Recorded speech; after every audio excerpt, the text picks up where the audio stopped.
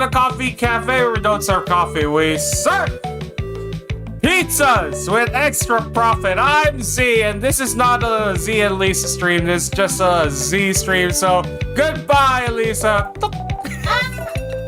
Oh, okay. If you guys heard that, that is our breakfast. That is our breakfast ready to be eaten. Anyways, how are you guys doing? How are you guys doing this lovely Saturday morning / Friday night? Who is here? Hello there, Zombas and the Grim One. How are you guys doing? Intro Nevada she goes. Into Nevada she goes, yes. Lisa is now into the void. Actually, no, I shoved her into the pit.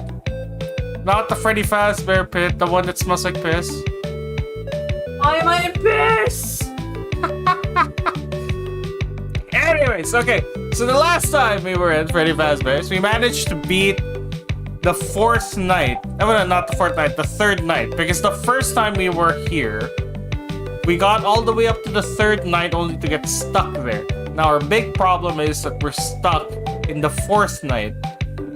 As you guys know, there should theoretically just be 5 nights at Freddy's. Because, I mean, that's the title of the series. The mystical 6th night. Don't just come here. Don't just come here. Stop sniffing the microphone. Anyway. Z just sent Lisa to the Shadow Realm. Well, she won't stay there. Anyways. So our goal today is to at least get out of night 4 and hopefully finish night 5. Our ultimate goal is to get the good ending, if you guys know what I'm talking about. But I'm not sure how to get it in a vanilla run. So hopefully things go our way and we get that. I highly doubt it, but it seems like we might have to come back here sometime in the future. Lisa went to the 1933 version of Alice in Wonderland. Aww. She gone. Lisa gone. Hey, stop sniffing the... Why do you keep sniffing the microphone? It smells nice. It smells like nothing. Well, you're wrong. Sniff it. No. Sniff it, like really inhale. No. Hello, everyone. I'm still in the room. You can't get rid of me. Speaking of the room, we're on the couch because the studio is still the aircon. It's very weird actually. The aircon has been broken for 2 weeks, and we've been working in the studio. Okay, it's just really annoying because it keeps making a like sound. It still cools the room. It's just really loud. And like last week when we were streaming with it, you guys mentioned that you guys heard it. And like, you know, you thought it was audio problems on our part. It was the aircon.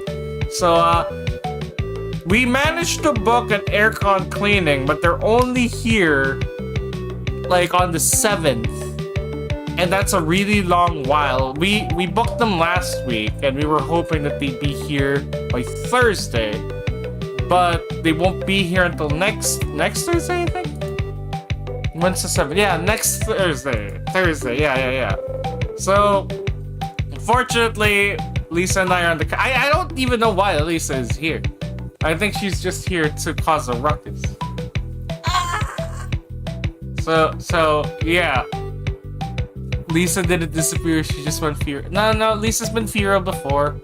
Like, Lisa's in a constant state of being feral. But speaking of feral, let's check back in on CEO Z, shall we? Lisa, get out of here. Lisa. There we go. Okay. It's a Z stream. Because Lisa ain't cool. Lisa ain't cool enough to be here. Right, guys. Right. Anyways, welcome back to Freddy Fazbear's Pizzeria Simulator, aka FNAF 6. We are going to be trying our best to get promoted as a CEO, you know, you can still get promoted, and by promoted I mean getting more money, you know, getting more money. You guys should eat at the restaurant. When are we returning to Pragmata? We want more Z and Single Father Simulator. Okay, two things. One, we're scheduled to go back to Pragmata tonight. So, like, you know, if you guys want to, like, check it out, you guys could check it out then. And two, people disappeared last night. It was so creepy. Like, at a certain point, people just disappeared. Like, is it because of the game? Is it because of, like, like, scheduling? Like, you know, like, I don't know what happened. Like, at a certain point, everyone just kind of disappeared. And, like, the entire stream went quiet. We don't know if it's, like, just a happenstance, like, you know, oh, people were busy. Or, like, something glitched out on YouTube. I don't know. Like, nobody, like, at a certain point we realized nobody was talking on chat anymore. The numbers are 0. And, like, I don't know, at a certain point I felt kind of bad. It's like, oh, did nobody like the game? Or, like, are we playing it wrong? I don't know what's going on. But yeah, it was just kind of weird. So if you guys want to support Pragmata, like, you know, if you guys want us to keep playing Pragmata, guys, check it out. Check it out. It's in the evening slot. But yeah, anyways, so where are we? How much do we have? We have 2,577. It doesn't seem like we can upgrade anything from the night shift anymore. And I would hate it if we waste all our money here and it turns out there, like, you know, something new, there's something new we can buy. I was too busy watching the Onion Dweller? What's the Onion Dweller? And yeah, you know, like, we were not saying that you guys should always watch our streams and all that. You guys do you. It was just kind of weird that everybody disappeared at the same time. Okay, I think we've gotten everything in Dumpster Diver Weekly and Stan's Budget Tech. So that's really cool. I know we were saving up for something. Try to recall, like, where? There. Wait, no, not Rockstar Freddy. Not Rockstar. Not the Rockstar animatronics. Not yet. Was it Rare Finds? Like, where's the elephant? It's an elephant, right, guys? Yeah, there we go. 4,000! Okay, we still need more money for this.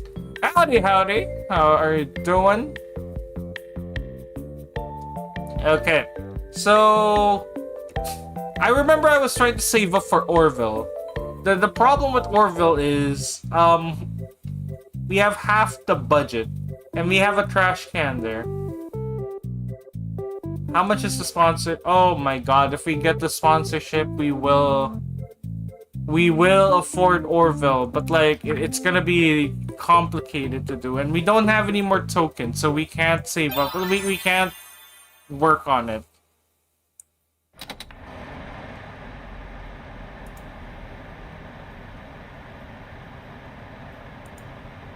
Okay. Wait, why am I here?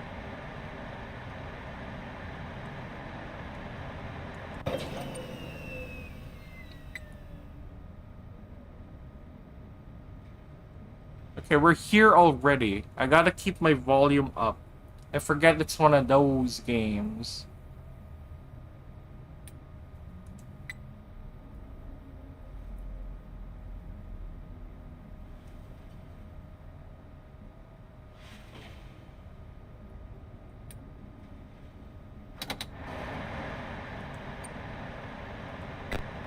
Oh my god.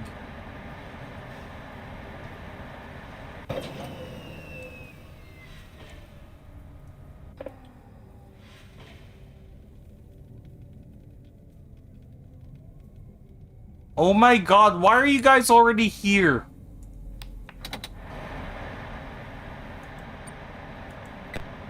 Okay, good.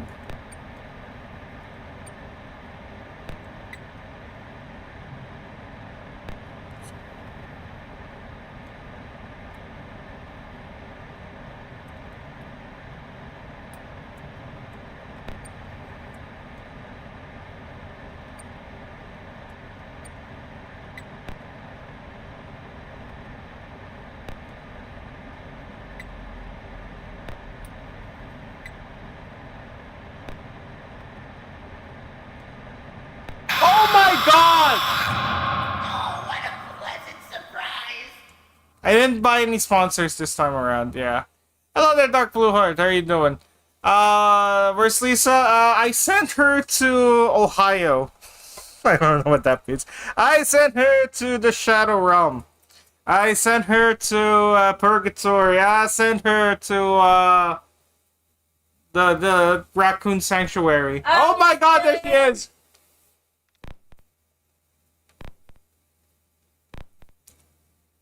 Also, I got my breakfast over here. Got chia mixed with high fiber pineapple juice, Sprite Zero, and water. It sounds like a lot, but like, it's actually a decent cold beverage for the hot summer.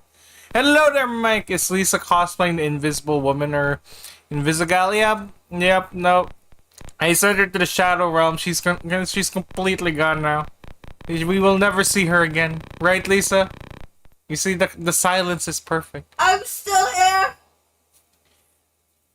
Oh, high fiber pineapple juice. High fiber pineapple juice. I've been dieting since like last October, and for some reason I stagnated. Like I thought I lost 10 kilos from October to January. It was kind of awesome. But like for some reason from January to like early April, I did not lose any weight at all. No changes in diet or anything. It was just stagnant. And then like last week I finally lost a kilo. So like I'm trying to pick that back up. Like we're trying to like lessen our calories. And it's kind of getting into a weird point where I'm actually eating much less than I should be eating in order to lose weight. I don't recommend doing this. I'm just trying to do an experiment here, but like not supposed to be eating anything below 1,500 calories or something, but like I'm going below that, and I'm not sure if it's getting worse. This is breakfast. Don't do what I'm doing, guys. Too late. It's a pineapple juice with high fives, and that high fives people. I mean, it always high fives people. Okay, it's the raddest pineapple juice ever. It's just we don't high five them back because they come from a big corpo. Okay. Wait, no, what am I saying? I'm CEO Zero now. Like, you know, big corpo, great, right? They provide all the sponsorships. They provide all the... Are you using Ozempic? Fuck no, that's so expensive. Okay, I've been doing a lot of research on Ozempic.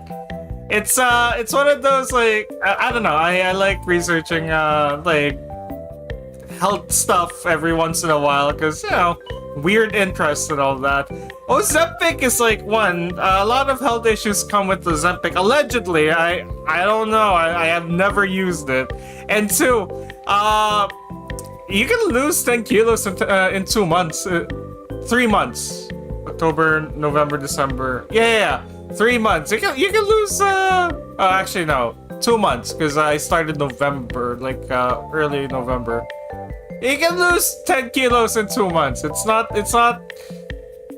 Well, I would say it's not too hard, but then again, for some reason, I stagnated. But yeah, like, it's not too hard. But like, Ozempic, I hear you can lose so much more, like, very quickly, in a dangerous amount, so... I don't know. I ate boiled sweet potato and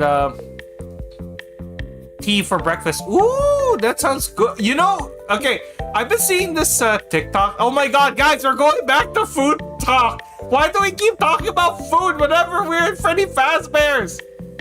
Okay. 10 kilos is a big weight loss. That's almost 6 pounds. Yeah. I think I'm just very optimized with diet because I'm kind of the math nutritionist here. At least it's the science nutritionist here, and I calculate how many calories we need in order to lose X amount of calories, X amount of weight. At the same time, how much fiber and protein we should be having every day in order to lose X amount of weight. And it worked for a while, but for some reason, after 10, I lost 10 kg. Lisa lost 5 kg. So, what was your weight before losing 10? You know, it's not polite to ask a woman their weight, okay? I'm not gonna disclose my weight because I'm a little self-conscious about that. But what's it called? I'm trying to lose a little bit more. Just we're not licensed nutritionists. Yes, disclaimer. We're just two idiots trying to get fit. Yeah, because I'm trying to slim down. I'm trying to get that hot girl summer bod. Okay. But yeah, so it hasn't worked for some reason since January. We don't understand why. We're trying to adjust. 22 pounds. Yes, 22 pounds, I think. 10 kilos is times 2.2, right? That's 22 pounds. Yeah. Okay. Before we move into food talk, which by the way, howdy. Okay, so what I've been seeing is a sweet potato, right? You boil it, you stick cheese into the middle of it, right? And then you cut it up into sections. God, I'm getting hungry. Just a quick sidetrack. 6-7. Okay. You take a cross section of that sweet potato, right? And then you put it onto a waffle iron and then press on it to get waffle iron. What's it called? A sweet potato waffle.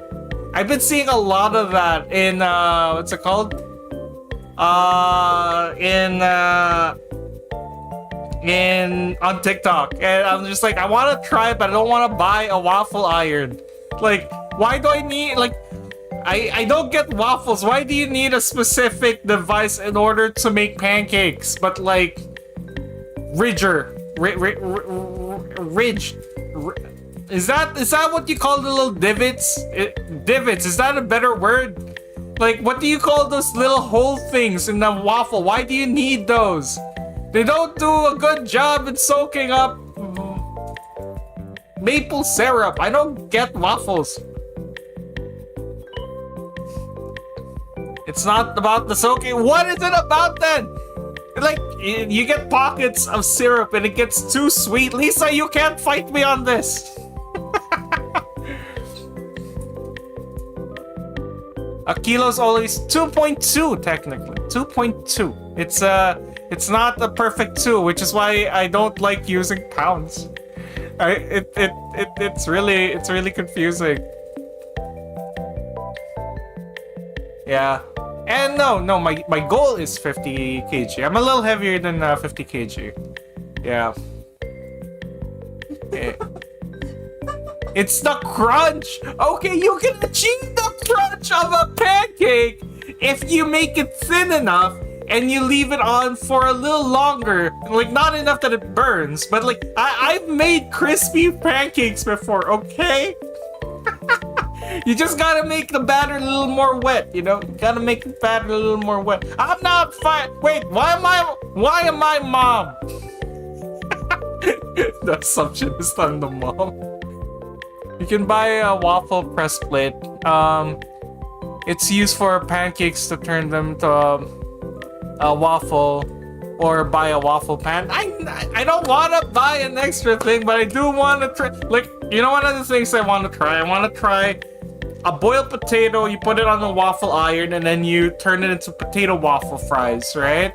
There's this There's this guys, do you know Liam or the plant slant on YouTube? On TikTok his name is Liam. We're kind of obsessed with his content because like it's kind of like I don't know, there's something about him that's really nice, and he was one of the TikTokers that helped us lose weight last year.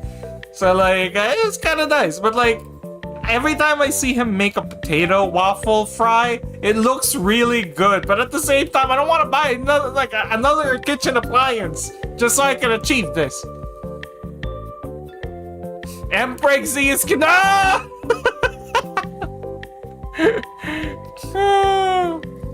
Okay, wait. We're getting distracted. We're moving into food talk again. Okay.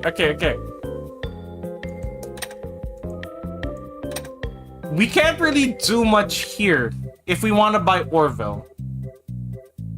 And the thing is, we don't have any more tokens, and I'm very tempted to take that sponsorship. But I hear it may cause employee Z a little stress, you know? And I care for my employees. Speaking of, we are fucked. We're fucked.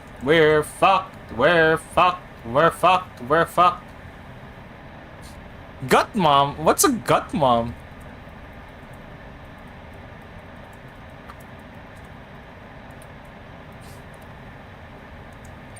Also Outback Steakhouse, pancake covered shrimp? That's awesome. I'm allergic to shrimp, so I can't partake in it, unfortunately. But there's an Outback Steakhouse, like not near us, but I think it's in the city over. I'm not really. Was it the Outback Steakhouse? No. It was Texas Roadhouse, right? Yeah. Yeah. Not too fond of Texas Road. My God, baby! We're talking about steak. I'd find you. We're talking about steak. Outback Steakhouse. Where have I had Outback Steakhouse? I know I've had Outback Steakhouse. I got a little confused with Texas Roadhouse, but where have I had it? I remember I've had it before. It was good.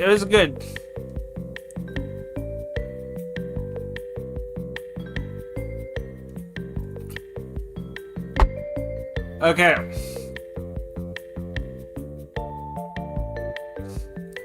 You know what? New strategy. I'm gonna start with one of them first, and then instead of rushing to the second one like I normally do, I'm gonna go check the motion detectors immediately. Another thing I forgot to do was turn off the fan.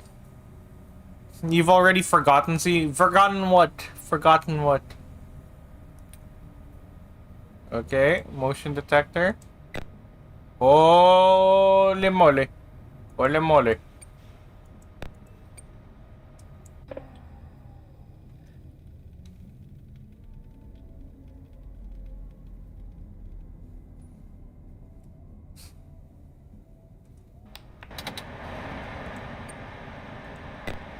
Okay, we're good.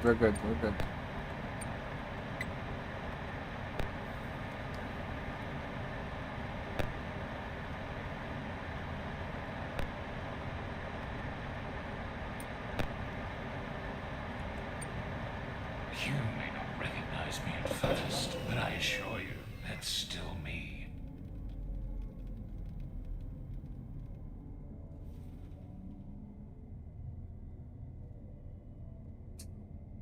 Guys, no president talk while the animatronics are trying to kill me, please. No politics, please.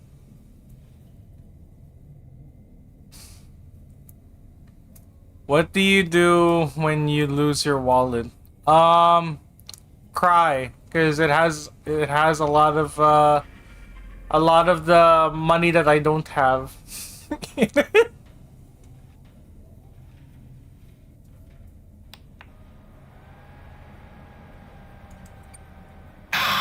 Baby, I was just about to see whether you were next to me. God!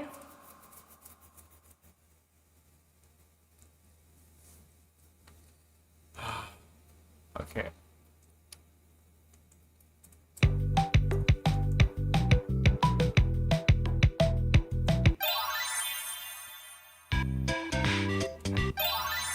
But yeah, like realistically, if I lose my wallet, the first thing I do, like, one, I'd be like, what the fuck? How did I lose my wallet? I check my bag and everything, all that. But like, if it's really gone, I'd probably contact my bank first, because like, I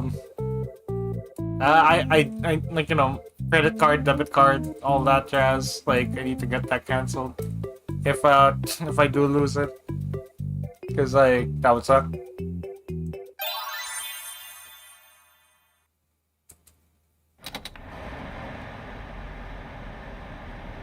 Okay.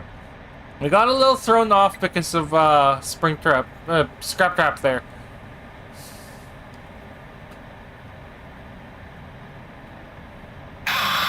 Oh, come on! Oh, what a pleasant surprise!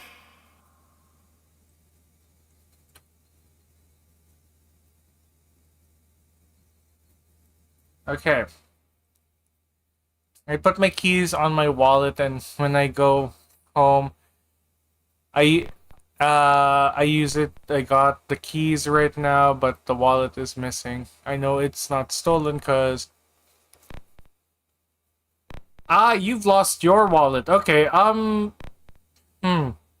retrace your steps. Maybe it just fell somewhere in your house. Like, try looking for it even outside, like, the general area of, like, your front door, I guess.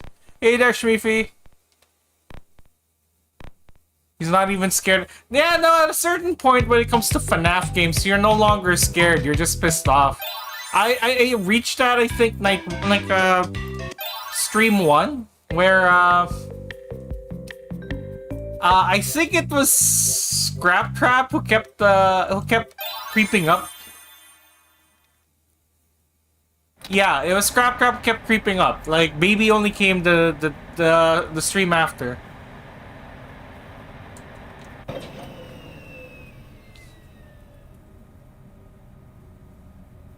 A green and red apple in the freezer. Why would you put fruits in the freezer? Like, I know there's Chinese snacks that like that you can make with freezing fruit, but like, were you trying to make one of those, or like, were you trying to preserve apples? Because I know there's a better way to preserve apples.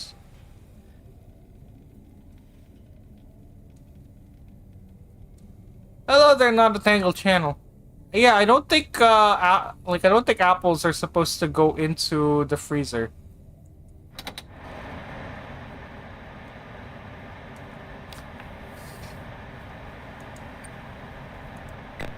Okay, we're good. We're good. We're good.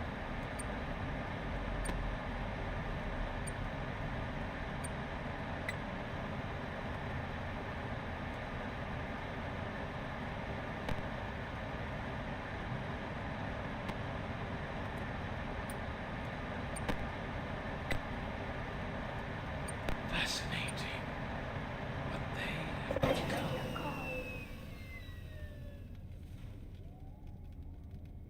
It's not a stupid mistake. It's a think of it as a fun experiment, you know? Like, not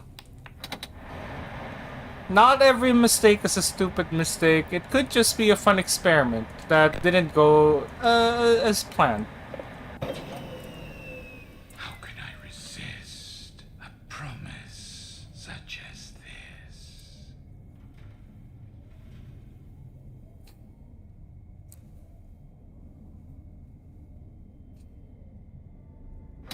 Okay, Mr. Edge Trap.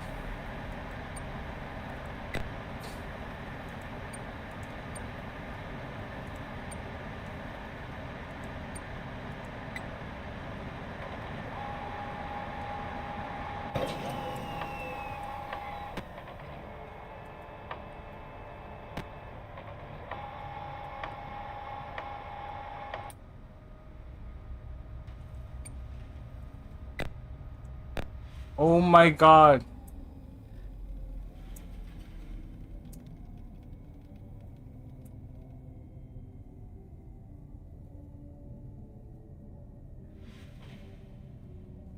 Oh my god, there's one animatronic per vent.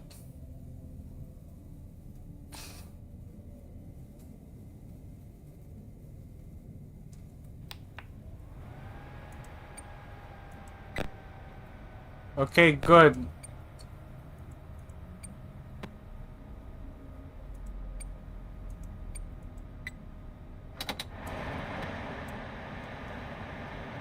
There's an animatronic prevent.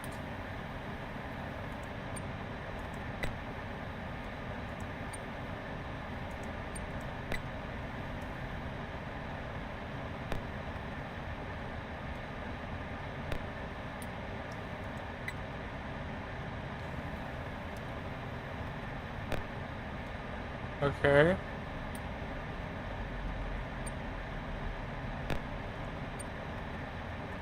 Oh my god, come on! Never again.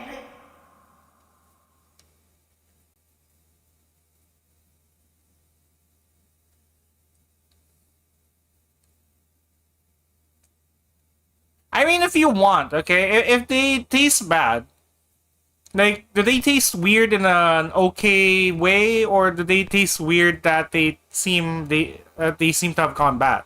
Because, like, if you want, if it's the former, you can just chop it up into little bits and then put it into a blender if you have a blender, and then just blend it up, turn it into an apple smoothie, you know? If you don't have a blender, what you can do is, again, chop them up into little pieces and then just smash them with a fork to make like a little icy treat, you know? That could work.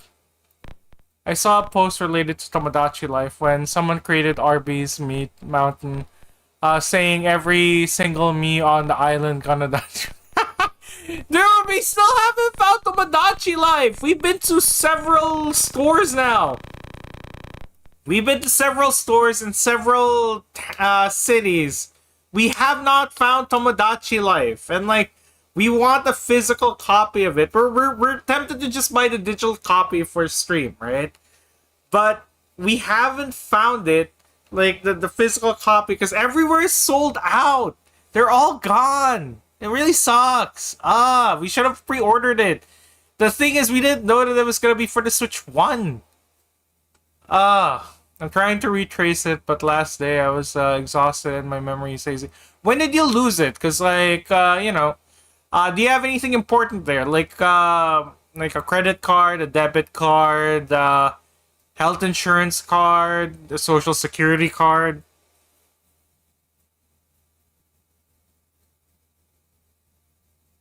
A driver's license? I don't know, I'm trying to figure out, like, what tends to be inside of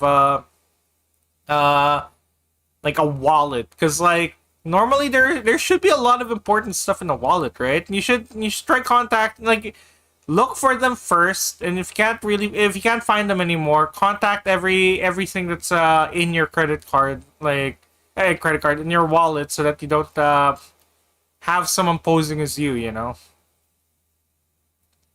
They're inventing like sus imposters. Yeah, they're very sus. Right now I want to forget it because it's only Where's to... Okay, okay.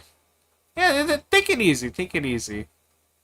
It's only coins, but my brain is treating it as gold bar. I've been there. Like, I remember at a certain point, this was like a couple years ago actually. Like, Lisa and I were a little struggling. What we used to do was we used to go around the house to find change just so we can buy bread. That sounds really bad, but like, considering there is a bakery that we can walk to that sells like bread for less than $1.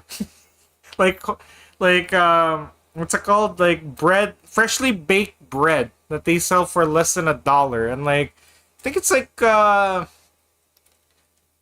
bundle of six buns for like $1, I think.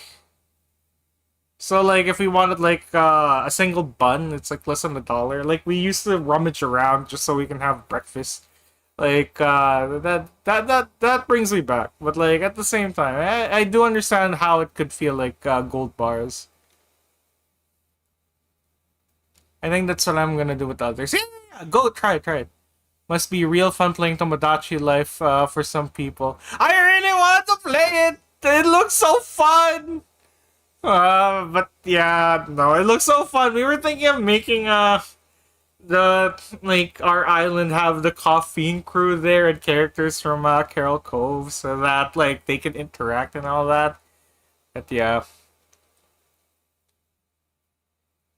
What? Okay. Was the potato green or was the potato mushy?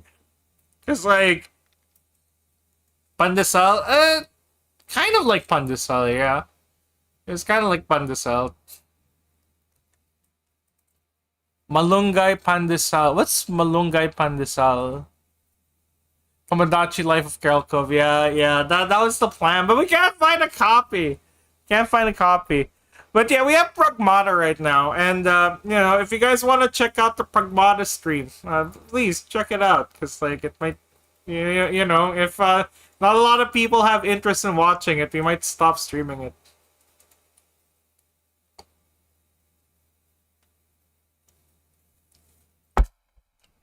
Oh goodness, I got water all over the keyboard.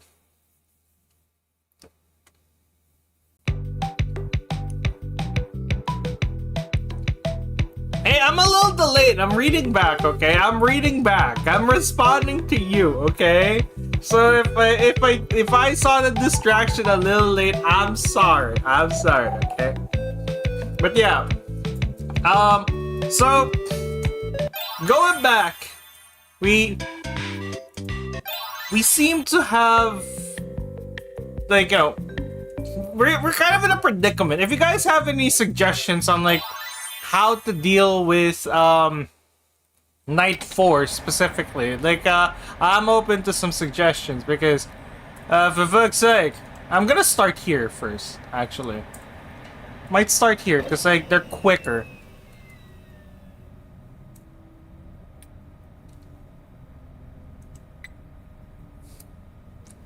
Malunggay is a leafy green. Moringa, right? That's the English name of it. Moringa.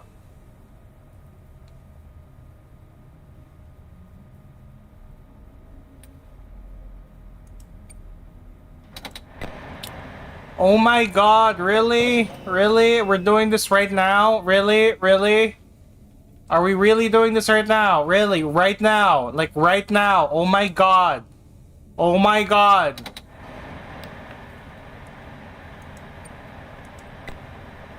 Oh my god, are we really doing this right now? Right now!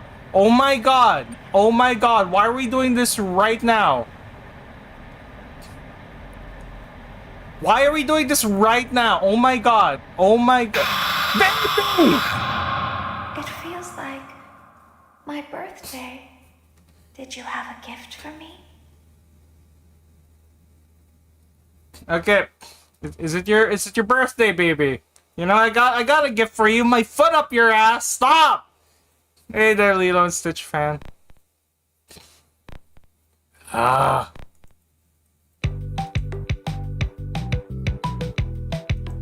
It's kind of funny how we're going through the entire Pizzeria franchise, the Freddy Fazbear franchise, and it always leads to this. It starts off scary, ends off with me getting really, really angry. Well, I'm not really, really angry. That's it was called a hyperbole. I know my big words. I know my big words. I'm not, you know, I'm just as smart as Lisa, if not a little more handsome. That's how it works, totally. That's how it works.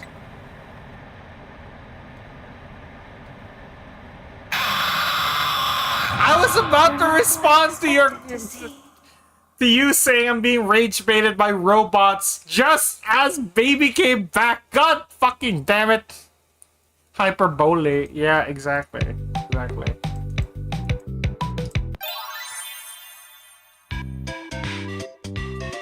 Also, do you guys know if the glam rocks are the rock stars are like active if we buy them?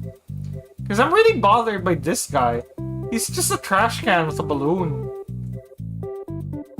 Like, I'm pretty sure there's a raccoon inside there. Oh, guys, say hi to Lisa. She's in the ball pit. It's a little soggy because may or may not have piss in it. Jeremy had a lot to drink in the soda fountain. Also, Jeremy also, that's not lemonade anymore. Jeremy went a little too ham with that soda machine. That's mostly piss. That's mostly piss. You and Grandma are about the same intelligence. Yes, but at least I'm not old. I laugh, knowing that Lisa's younger than me. Did you buy the Dashcon ball pit? Yeah, no, actually the ball pit itself, like the pit itself, we couldn't buy, but those are the same balls, so it may or may not have crusty pee on it. So Lisa's stuck there right now.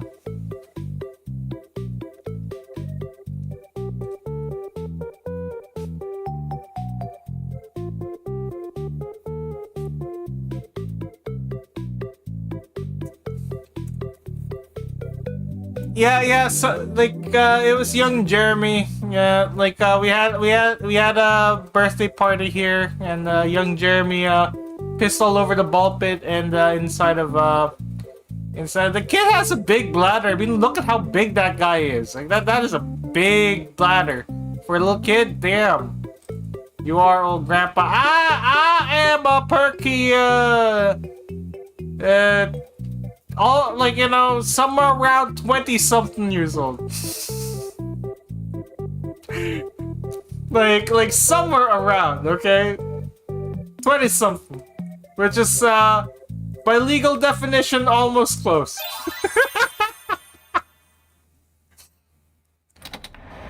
Okay. Okay.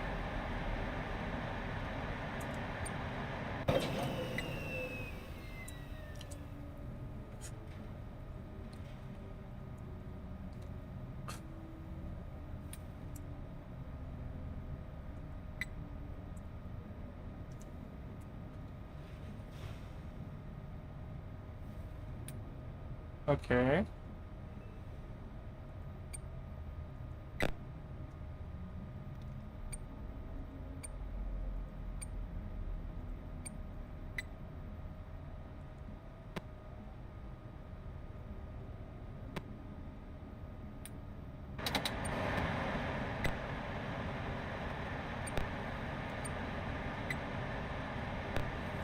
Okay, locking in a bit.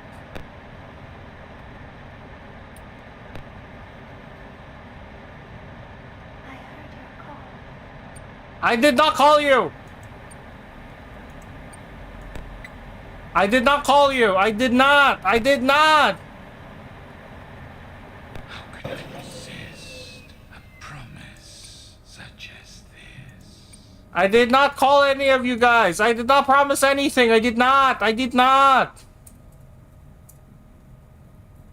I am not legally obliged to promise you guys anything!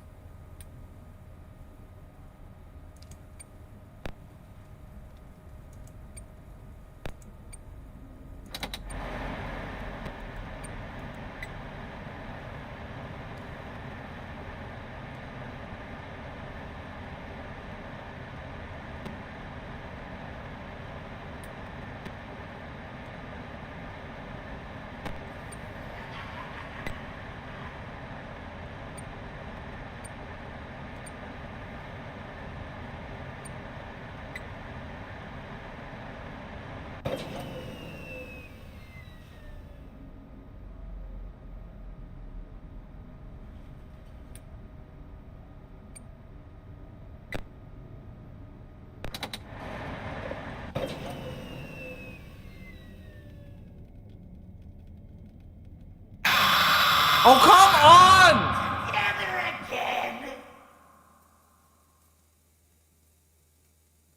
I was flashing lights at you. Why you gotta be so mean?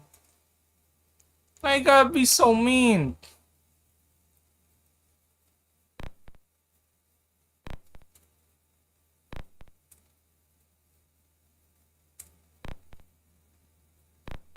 Yeah, the ball pit is a health hazard at the highest order. I mean, Lisa's in there, so Yeah, that's the true health hazard here.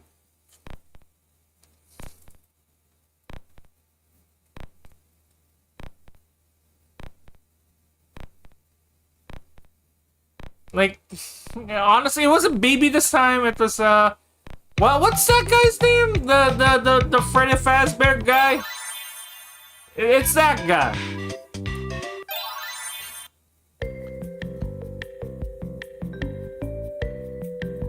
Like, it's not Innard. It's Innard after Baby and Innard got a divorce, essentially.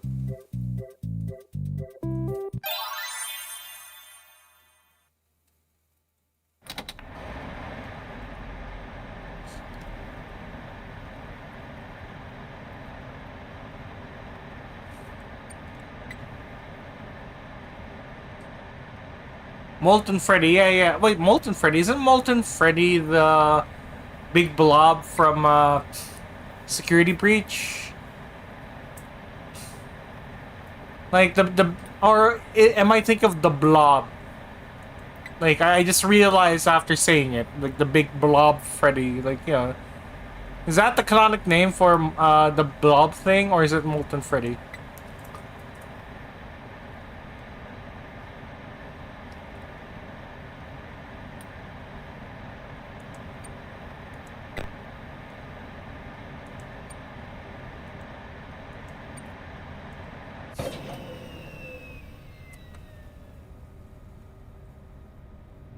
Okay.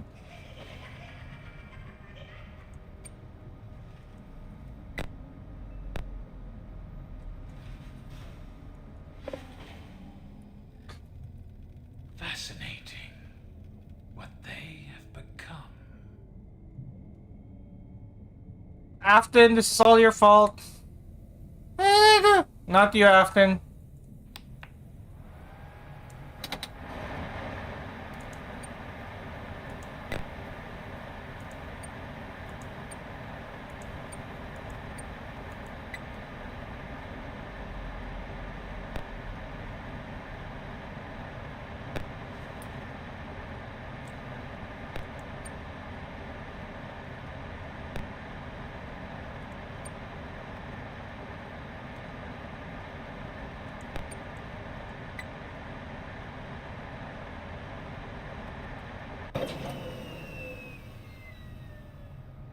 Where are you? Not here. Anywhere but here. Baby, I just told you I wasn't here! God! Find you.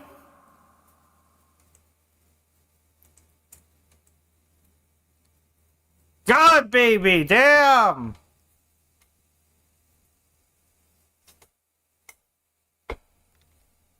Okay, I'm gonna take a sip of my chi.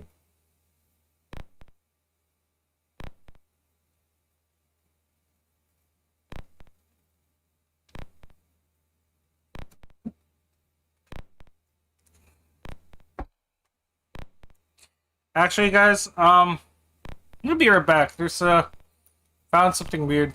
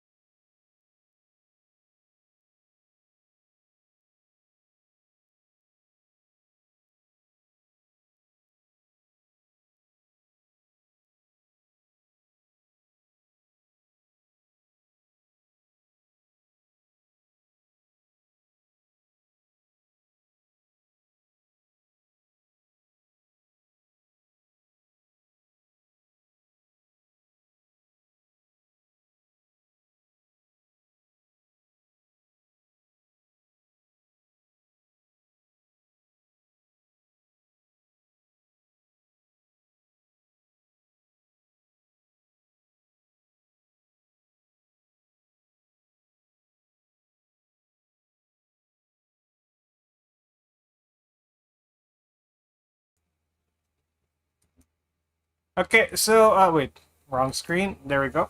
Okay, I found some black sludge thing on my mug. Like I thought it was a chia seed, so I like started scratching on it. I'm not sure what it is. It's kind of gross. Oh, there's the keyboard. Oh my gosh.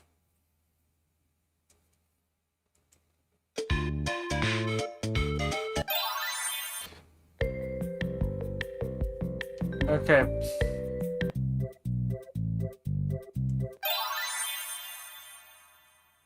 Like, I found black sludge on it. It's all over my hands. I had to go to the toilet to, like, wash it off.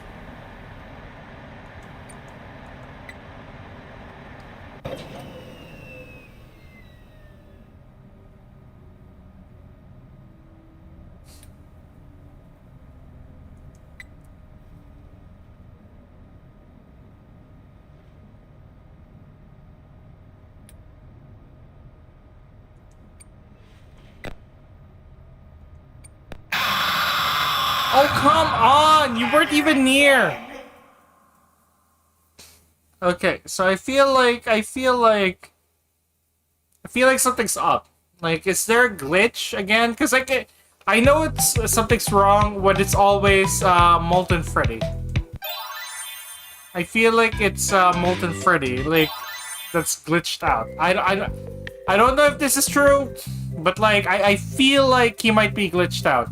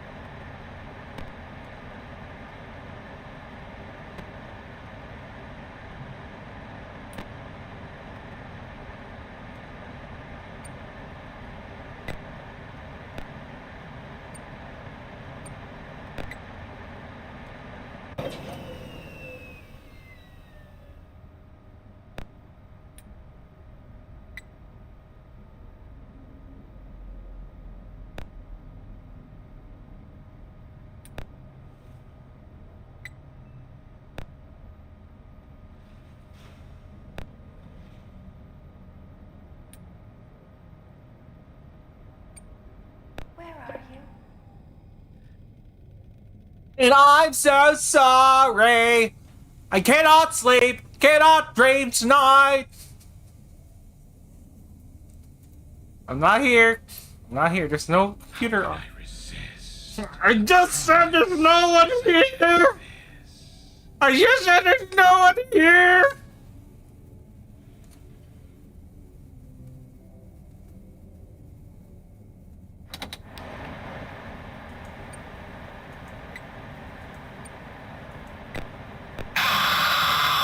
Oh my god, baby! Yeah, no, I don't think Glitch Trap appears here. No. I think Glitch Trap canonically gets introduced in the next game. Oh.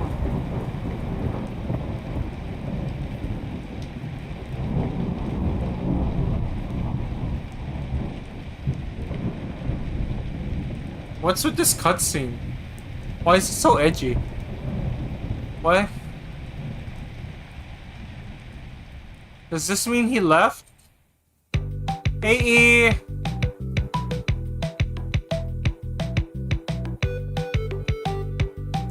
crying. I'm not crying. I'm angry. I'm angry. I'm pretty sure Lisa fucked with the animatronic somehow. Lisa, did you miss their wiring? I put him in the piss ball pit. No wonder they're angry.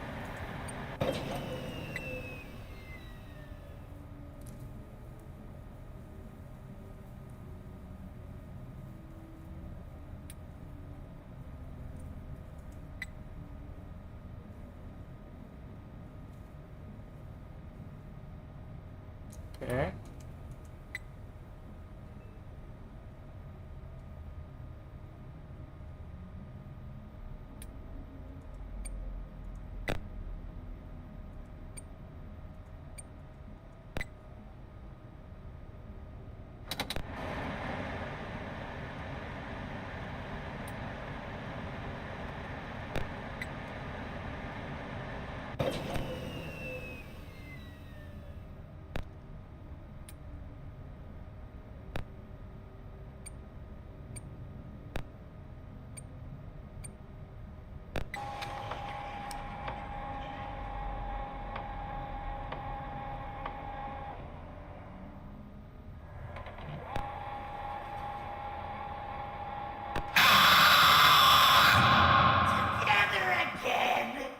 Again, it feels like something's up with Molten Freddy specifically. It's like she's still here with yeah. It's like Lisa's still here with us. But you know, we just gotta move on. We just gotta move on. There's no one to sniff the microphone anymore, you know? Too far. It's almost as if we could still hear her complaining about the microphone being too far, you know?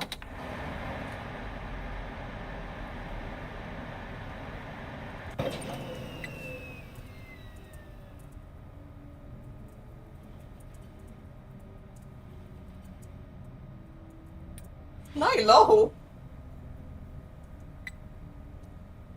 Fly low, Lisa. Fly low.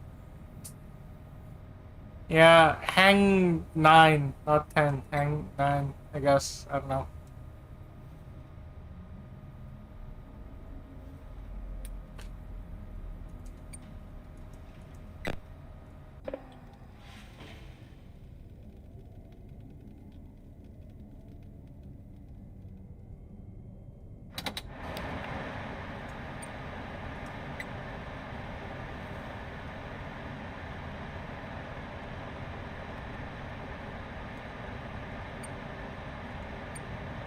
How can I resist a promise such as this?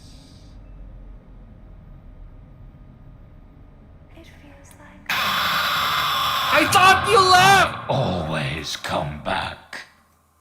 That doesn't help! That doesn't help! I know you always come back, but I thought you left! God!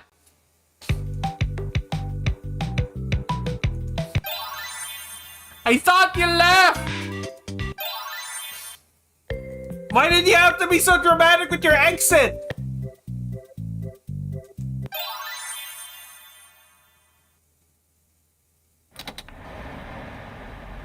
Okay.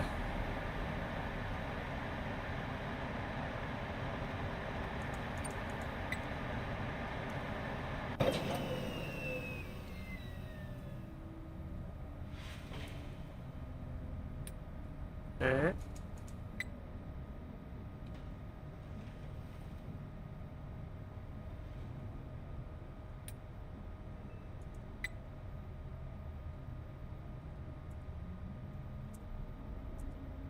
The vent covers are destroyed, unfortunately.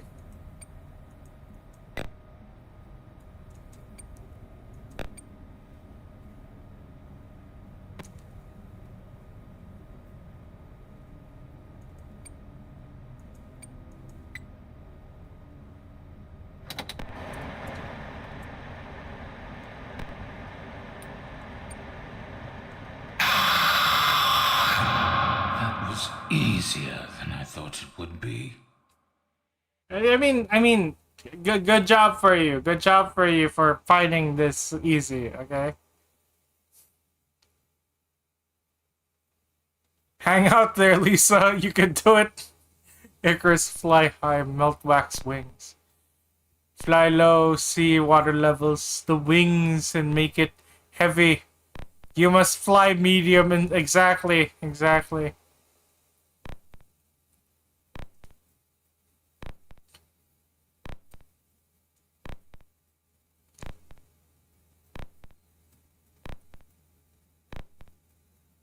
You don't want you popping a blood vessel. I feel like I'm popping a blood vessel right now. God.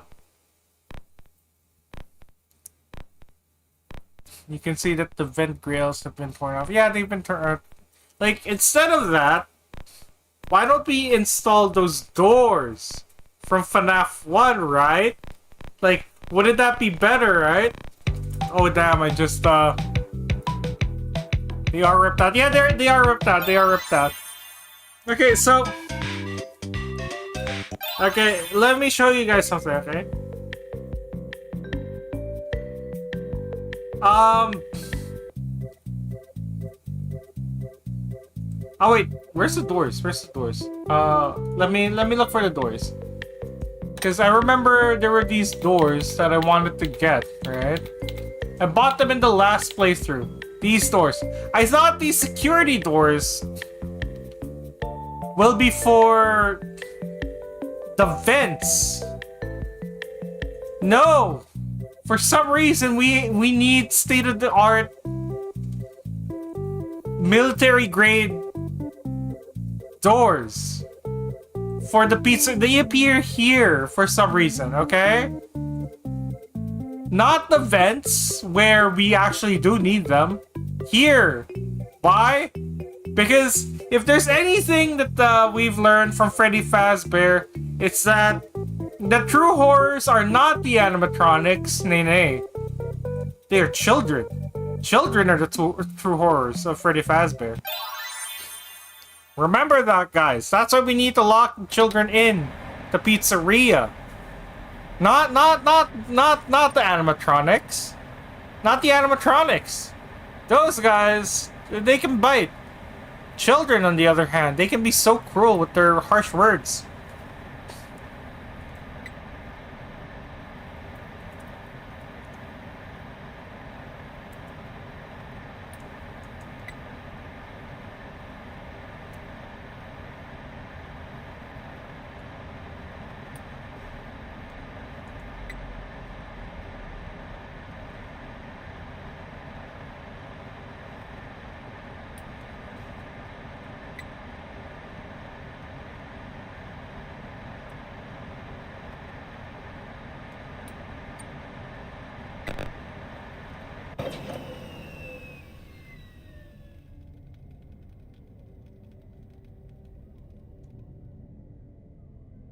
I forgot to turn off the vent.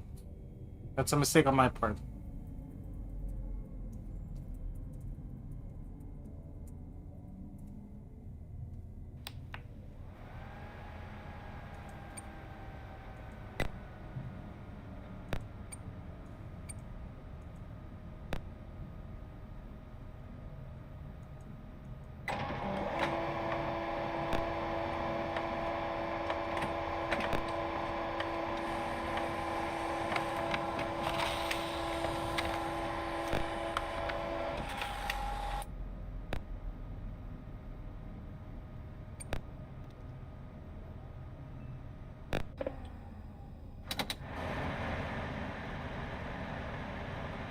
I did not mean to turn off the computer.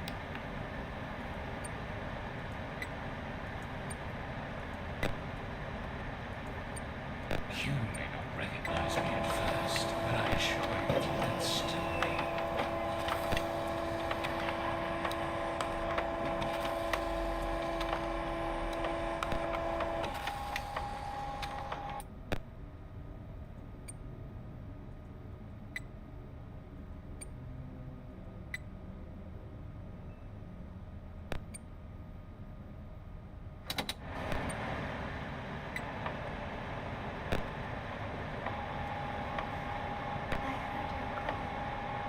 I did not call it. Why is it out of the 2 audio cues? It wasn't the 2 that actually spoke that killed me here. God! See, he's holding our tiny keyboard like a controller. Yep. Yep, I'm locking in right now. I'm locking in. I'm pissed off. I'm pissed Can off. I have the mouse? The mouse? Yeah. If you're not using the mouse. Oh wait, you use the mouse. Do you need it? Nah, Oh, okay. I'm good.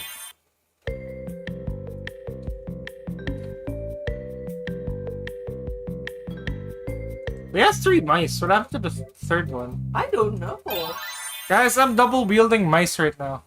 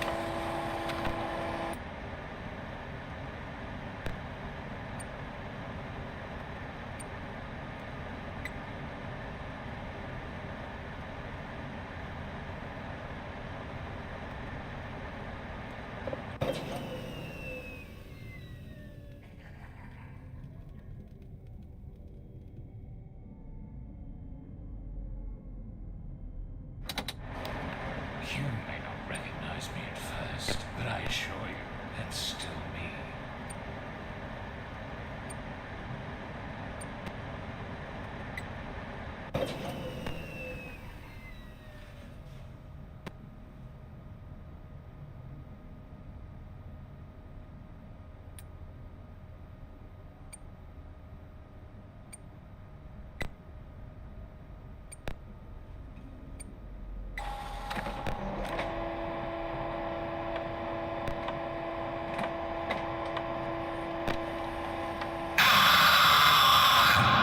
Bittersweet, but fitting. Sorry, Z. I told Molten Freddy you had games and Robux on your phone, and now they're locked in to find you. Okay, is that your fault? God damn! I don't have Robux! I don't have Robux with me! God damn! I didn't know Molten Freddy was a Roblox kid. God. Cough appliances taste the best when, which is why I only eat your appliances. What do you mean? Why do you keep eating? You ate the mice along the aircon. Why? God. Lisa, feed E. Feed E food, not just appliances. God. All right, Lisa's in the void now. Wait, let me go to Lisa. Lisa! Lisa! Ah! Feed chat properly! God damn! Okay. He did deny the game. I have Sudoku! Wait, do I have Sudoku? Thought you removed Sudoku. Oh yeah, I did. I don't know if I have games on my phone anymore, actually. Like, this isn't a joke. I actually don't know if I have games on my phone anymore. I think I have chess. You do have chess. We play chess on the plane. Oh yeah.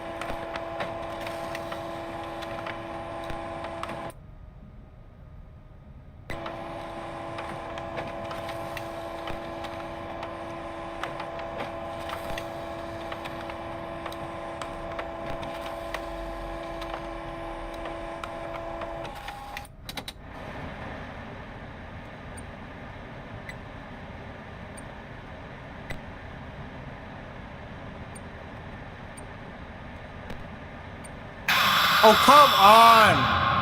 Together again. Ah.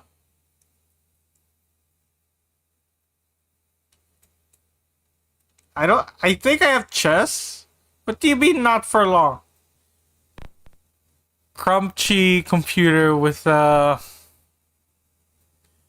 nice copper after. Are you guys eating our computers now? God! Lisa, feed chat properly, God! They just want their Robux. I don't have Robux! I don't have Robux! I don't even know how to buy Robux! I actually don't. Like, fun fact, guys, I actually don't know how to buy Robux. I'm so removed from Roblox.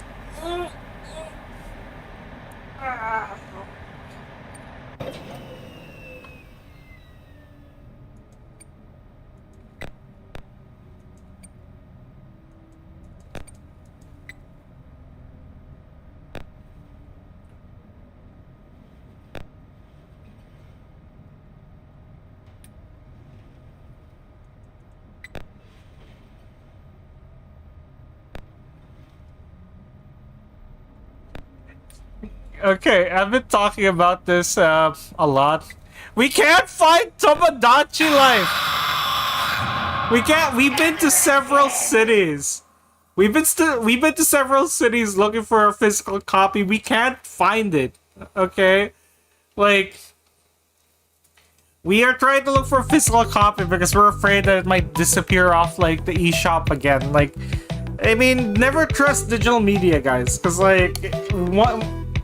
It may not be now, it might not be later, like, but definitely one of these days they will disappear and you won't be able to, like, play it again. That has happened before. That has happened before, and, like, you know, it's kind of shit. That's why game preservation is a good thing. We are thinking of getting a digital copy for my Switch, just because, like, you know, there are two of us here, we want our own islands and all that, but for specifically the streams, we might get a digital copy first. But we can't find a physical copy! And we're thinking we may wait out on Tomodachi Life since we got Pragmata first.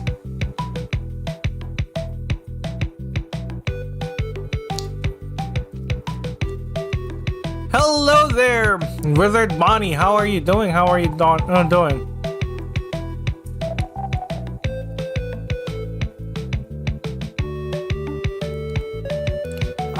Like, you know, just chill out, you know, chill out. Like, if you talk like a regular person on chat, then I will be able to respond to you properly. That's all I can recommend. Where are you all planning to put their Carol Cove characters? Yeah, mostly Carol Cove characters.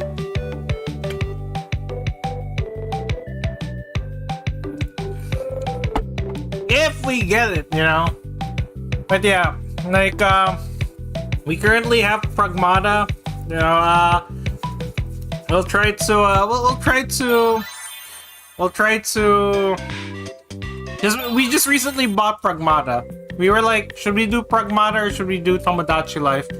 We decided to go with Pragmata mostly because like we couldn't find Tomodachi Life. But given last night, like people kind of just disappeared, like at the end of the stream. You know, if you guys don't like the game, we might not continue streaming it. So if you guys want to support Pragmata, like our streaming of it, like, you know, hop on in tonight.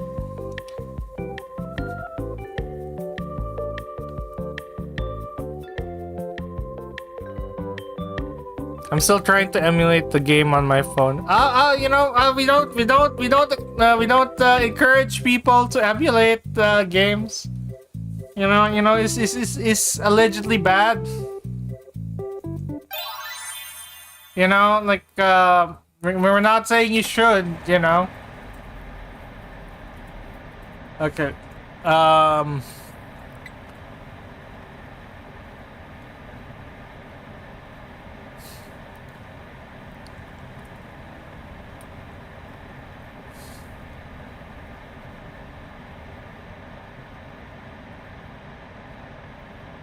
You don't like Pragmata that much? No, it's fine, it's fine.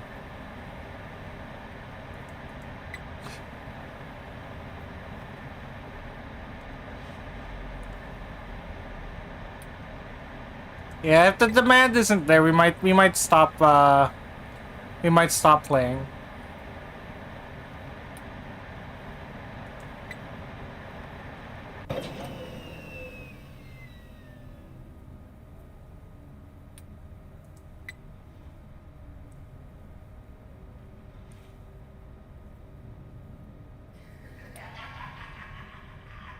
It feels like home.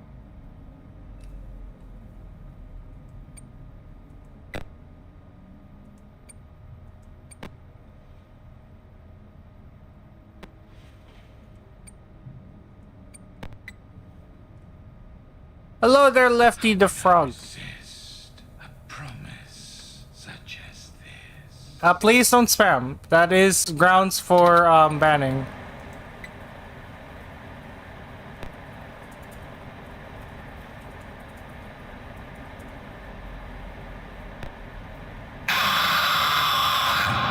That was easy. Yeah, Wither Bonnie, this is your first warning.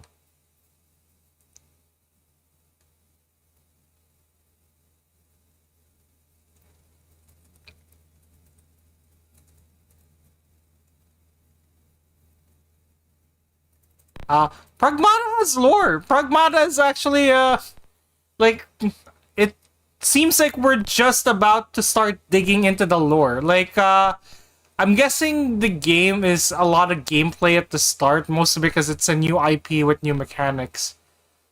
But, like, it has lore. The current mystery is, what is Diana? Like, what is a Pragmata? Why children? Why did they turn the robots into children? And why are the robots going haywire? And why did they print the entire city of New York on the moon? And by print, I mean they literally printed New York on the moon.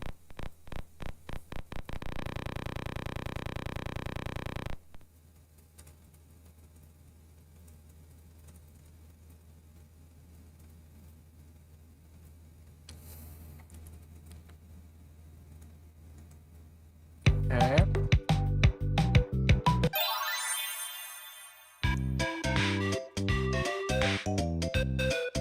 Yeah.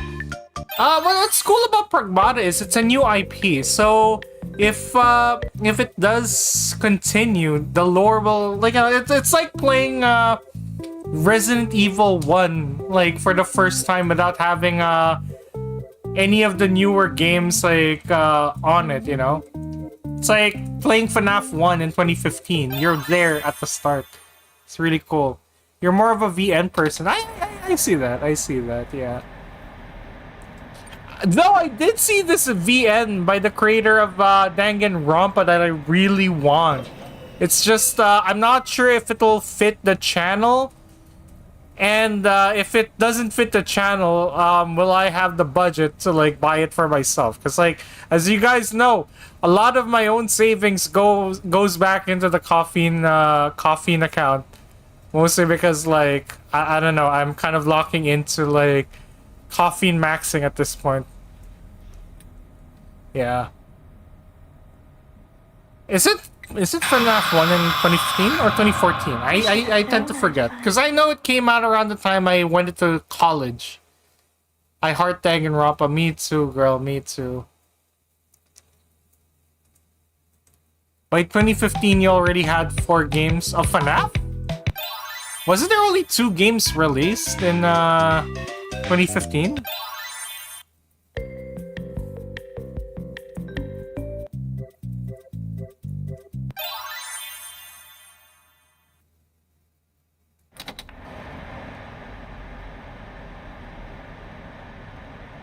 Did you used to have Fangans? Yes, if you guys check out my... No, you guys didn't see that? If you guys check out my YouTube channel, I think there was an old trailer there for a Danganronpa game I was... well, not game, but a YouTube series I was trying to make. But that never pushed through because I lost all the files when the guys in the computer repair shop deleted my entire hard drive. I'm still salty about that. Like, I just came in because there was some issues with like the computer. What they did was they completely deleted my hard drive. Everything was gone. Even my schoolwork was gone, which really sucked.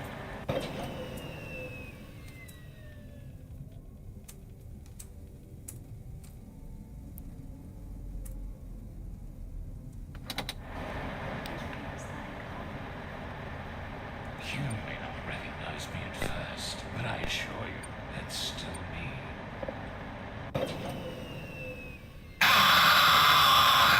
Fucking baby, man. Known I'd find you. August 8th, 2014. Ah, okay, so it was my first year of college. Yeah, like, wait, it's 2 years between FNAF 1 and 2? Damn.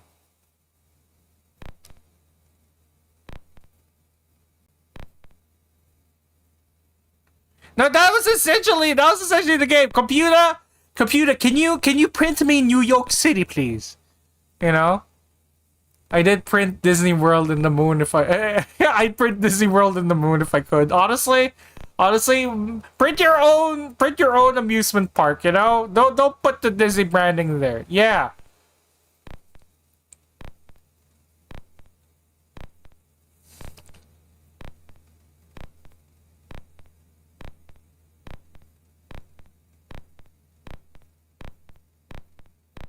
If you have trouble, just tell me to backseat you. Where did you get 2 years?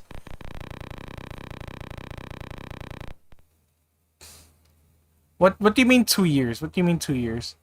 Reminds me of my old Danganronpa OC that I could, if I could remember correctly, was the ultimate contortionist. Ooh, mine was the ultimate lawyer. I used to run an RP, with my friends, and the fan game was supposed to be like a visual representation of that.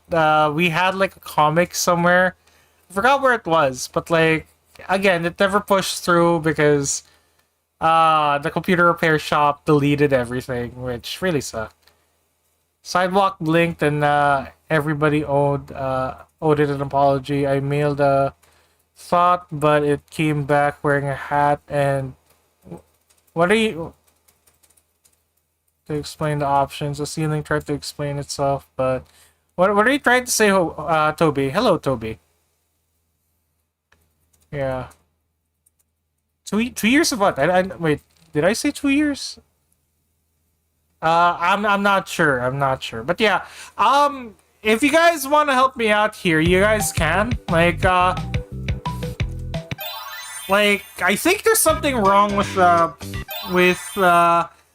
Molten Freddy specifically, because it seems to be the most aggressive for some reason. And if you guys have any like techniques you guys would like me to try, like right now I'm turning off the vent first, and then starting with ordering stuff to get rid of them because they're fast. Halfway through after I finish napkins, I'll check the motion detectors. What you need to do is not to die. Yes, that is a great plan. That is a great plan.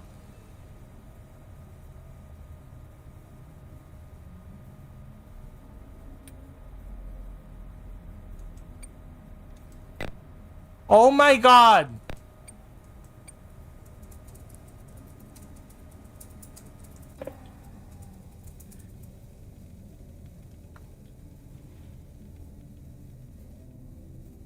Someone's gotta be gay here.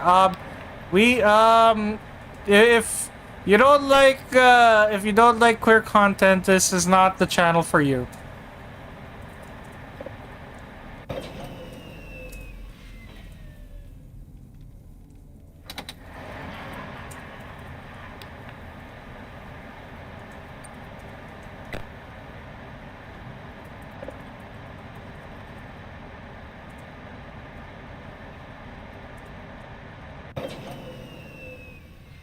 Girl, if you have any problems with the queers, this is not the place for you.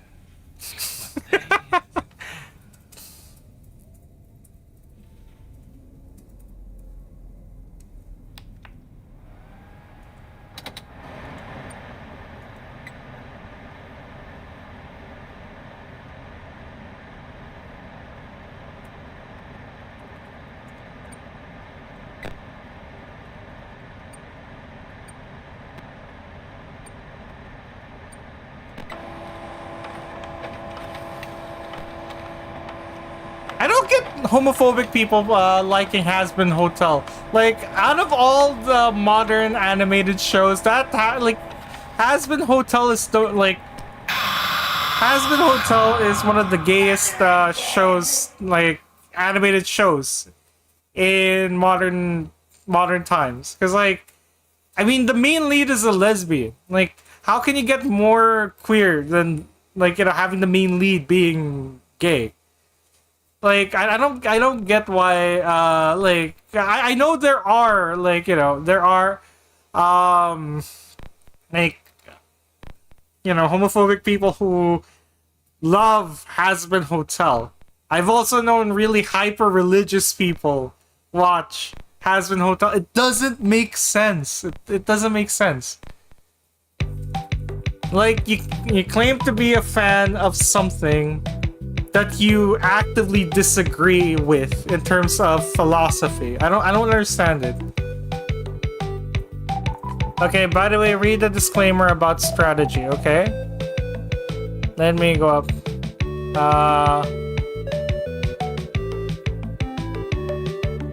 Okay, oh, I'm scrolling up.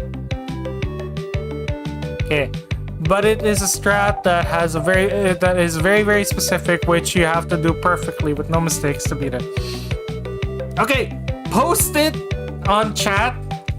Like, I will check it out. Like, you know, I will see if it's feasible. I want to try it. Like, I'm up for a little challenge, okay? I'm up for a little challenge.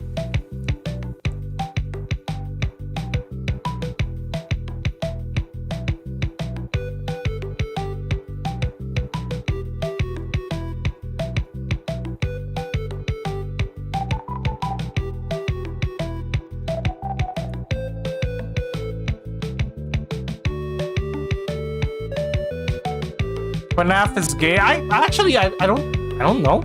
I don't think so. Like, I think FNAF is the most desensitized in terms of well, sanitized when it comes to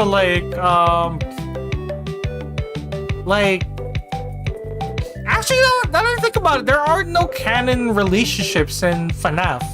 So I wouldn't even say, like, I think it's just really devoid of, like, any form of canon shipping. Because, guys, prove, like, you know, let me know if I'm wrong, but there is no relationships, right? Not even with the human characters. Outside of the movie where it got awkward with Michael and Vanessa, there is no other relationships in the games, right? Like, in the games specifically. William and Henry have wives, but those wives don't appear in the game. What's his name? from Secrets of the Mimic. What's his name? The guy. Have you read the books? No, I don't count the books in lore, mostly because they kind of complicate everything. Edwin and Fiona, yeah. Wait, are Edwin and Fiona the first canon relationship that's actually like shown in game? Cause I know there's Into the Pit, but like Into the Pit is based on the book, so I don't count that as canon within the games, because obviously it takes more from the fantastical nature of the books, and the books can get even more overblown when it comes to like the weirdness of things. So I don't necessarily count the books nor thing. Vlad and Clara from Sister Location. Who's Vlad and Clara? Like who's Vlad? I'm googling that. Who's Vlad and Clara?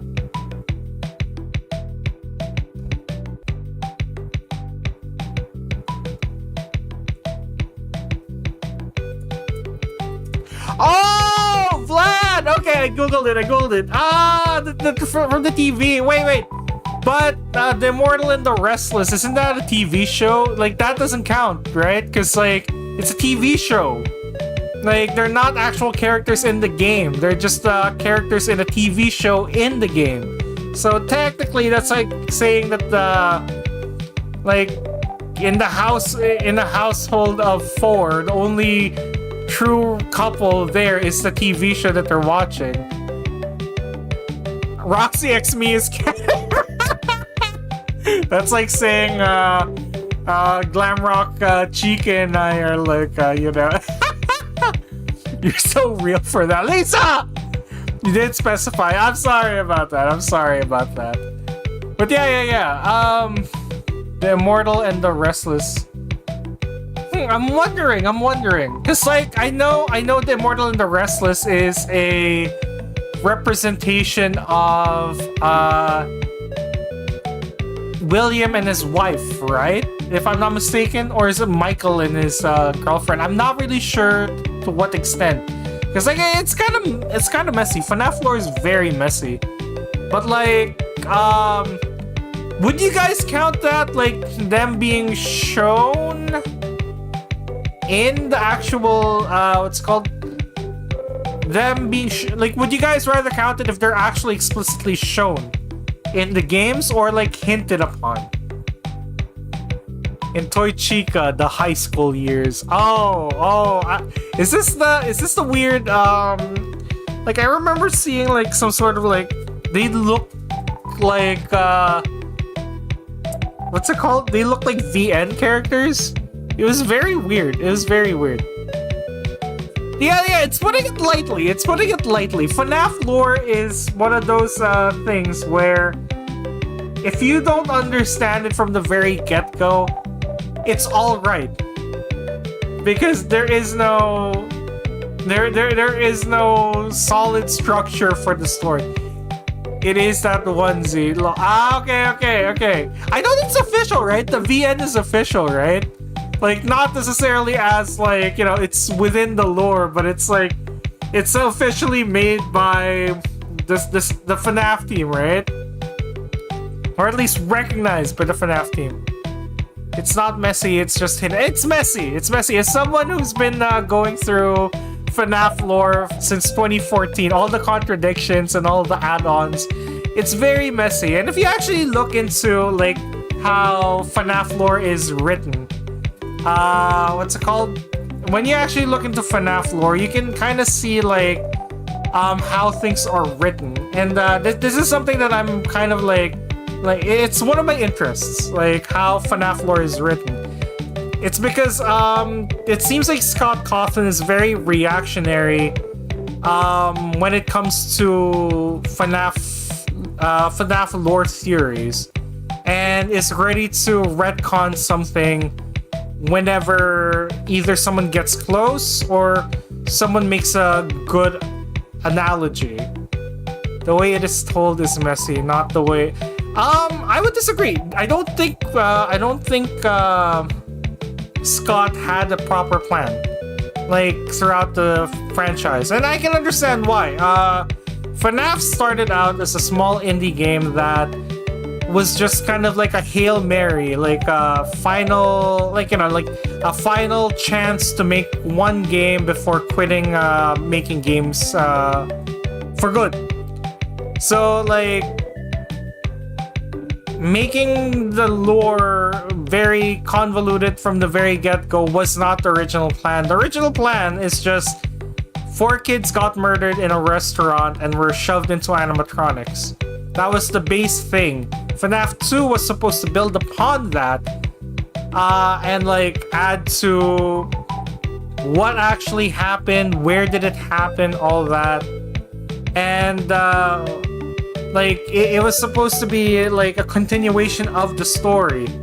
FNAF 3, on the other hand, started to complicate things by introducing the killer, quote unquote. Well, not quote unquote, it is the killer. But like making the killer more of an actual active character rather than just a purple guy. You're missing a lot of things we knew since the start. I'm just saying what has been seen in the specific games. I'm not going retroactive with the other games as well. Okay? Like if you have anything that I'm missing, do let me know. We knew the exact date since FNAF 1, not the year. No, we knew the date and the year. It's from the check at the very end of the game.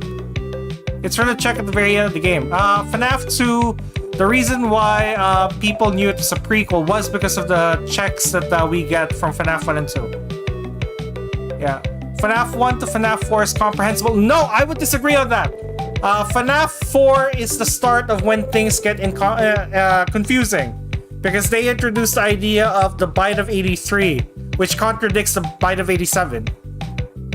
Like, that was the first confusion, which at the start was seen to be like a mistake on Scott's part, but was then later retconned into there were 2 bites that canonically that happened in the FNAF universe, which kind of begs the question: why would a restaurant continue with animatronics that are this dangerous if an incident already occurred with a bite?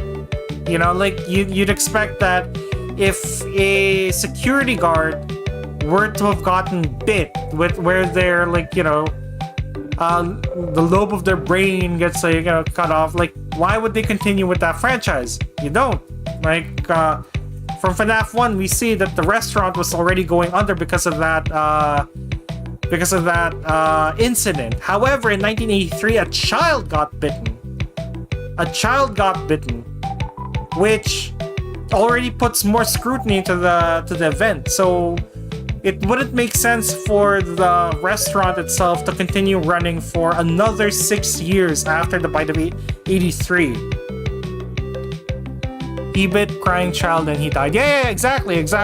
Like I'm not going to the details of the actual the individual events themselves. I'm going to the logistics of why it wouldn't make sense for 2 bites to occur, period. Because especially given that the first bite was a child, it would make sense that if that were to happen, say in Chuck E. Cheese's, Chuck E. Cheese would go under because of that. But yeah, having a second bite, period, would lead to a permanent closure, which, as we see, it never happened. It did close, but the Freddy Fazbear Entertainment company did not go under. Like, it was still, it's still active all the way to 2030, where the Pizzaplex happened. So, between 1987 and 2030, there were a lot of activities going on with the Freddy Fazbear Corporation. Despite the fact that they had 2 incidences where 2 people got critically injured by their namesake, and one was a child who died. It's one of those you can kind of tell that the lore itself was not pre-planned. It wasn't pre-planned, and at the same time, was retroactively fitted in order to make sense. However, I don't think Scott really did a good job in cementing all the tiny tidbits within the lore enough to actually create a coherent story in terms of the individual games. On a grander scale of the lore, you can kind of get like a continuation and everything. It makes sense on the grander scheme, but when you look with what's it called, with a magnifying glass, it gets very convoluted, contradictory, and really confusing. But what about the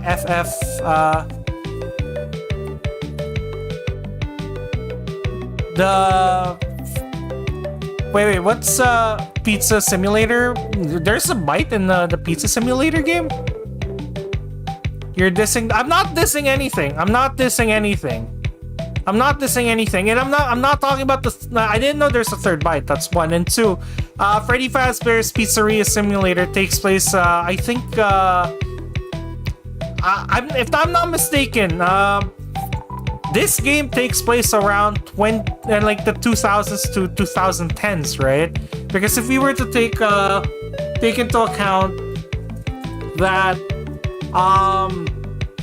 security breach happens in 2030, if I'm not mistaken, 2023 at the very least. Yeah. If it happens then, that still means that they're still operating. Like this proves that Freddy Fazbear's isn't just operating, but they are franchising, which means that they've gotten bigger since the controversies.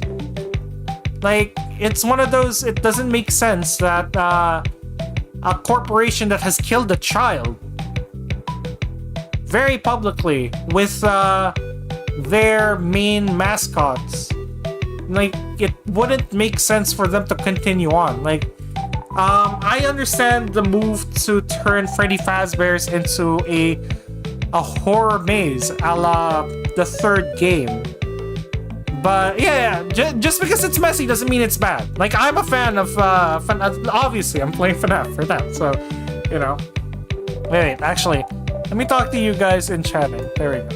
Like, just because I say that it's messy doesn't mean that I find it bad. I find it fascinating, actually, how the story was written. Because, like, you know, as storytellers here at the Koffeine Cafe, like, as people who make stories and animations as well, we also want to see, like, you know, we also want to learn from people's experiences with writing stories and all that. And one of the things that we've seen from Scott Cawthon is how reactionary he gets when it comes to his own lore, and that's not a bad thing. A lot of people write that way, and it's not a thing that, like, you know, that's invalid and already makes everything bad. It's more of like, the idea is you can kind of see where everything got messy. Not bad, messy. And that's not a bad thing. You can also kind of see why Secrets of the Mimic doesn't make sense chronologically. Because all throughout the games, they've never mentioned an Edwin. They've never mentioned like anybody else creating the animatronics outside of Freddy Fazbear's. And it makes sense because, like, you know, he went under prior to the events of FNAF 1. But to not mention them at all and then to retcon everything into, oh, they're not actually ghost children possessing animatronics. It's actually an AI virus that infected all the animatronics from the start, who started copying the personalities of the children that died inside of them. It kind of convolutes the story even more because that overwrites everything that we've learned from FNAF 1 to Ruin. And I'm not saying that's a bad thing. I'm saying that's just an example of how things can get messy in the FNAF lore. Hey, okay. Dian, this is just a fun conversation. This is just a fun conversation. If things are getting, like, if you think you're making up fictional scenarios and getting angry about, I'm not getting angry. Like just know I'm not angry. I'm just we are mad. Everything I said did happen. It, like, proof is we played the games. Like, quite simply put, like, the reason why I'm going through the FNAF series is because I'm very interested in the story. And like, the more I go through the games, yeah, the more you can see that there is a lot of obvious contradictions. And the reason why I'm saying this, because I'm not relying on FNAF theories specifically. I'm going specifically with everything that we've learned, everything that is canon, that has been shown in the games only, not the books, just the games. This is why I don't regard the books as a good source of lore, because the books themselves seem to be its own canon. The fucking mimic. The mimic!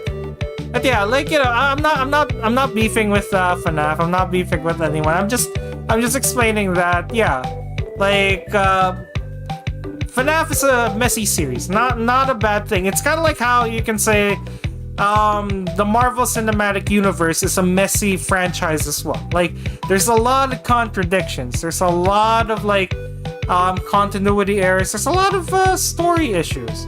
But that doesn't necessarily make it bad, you know?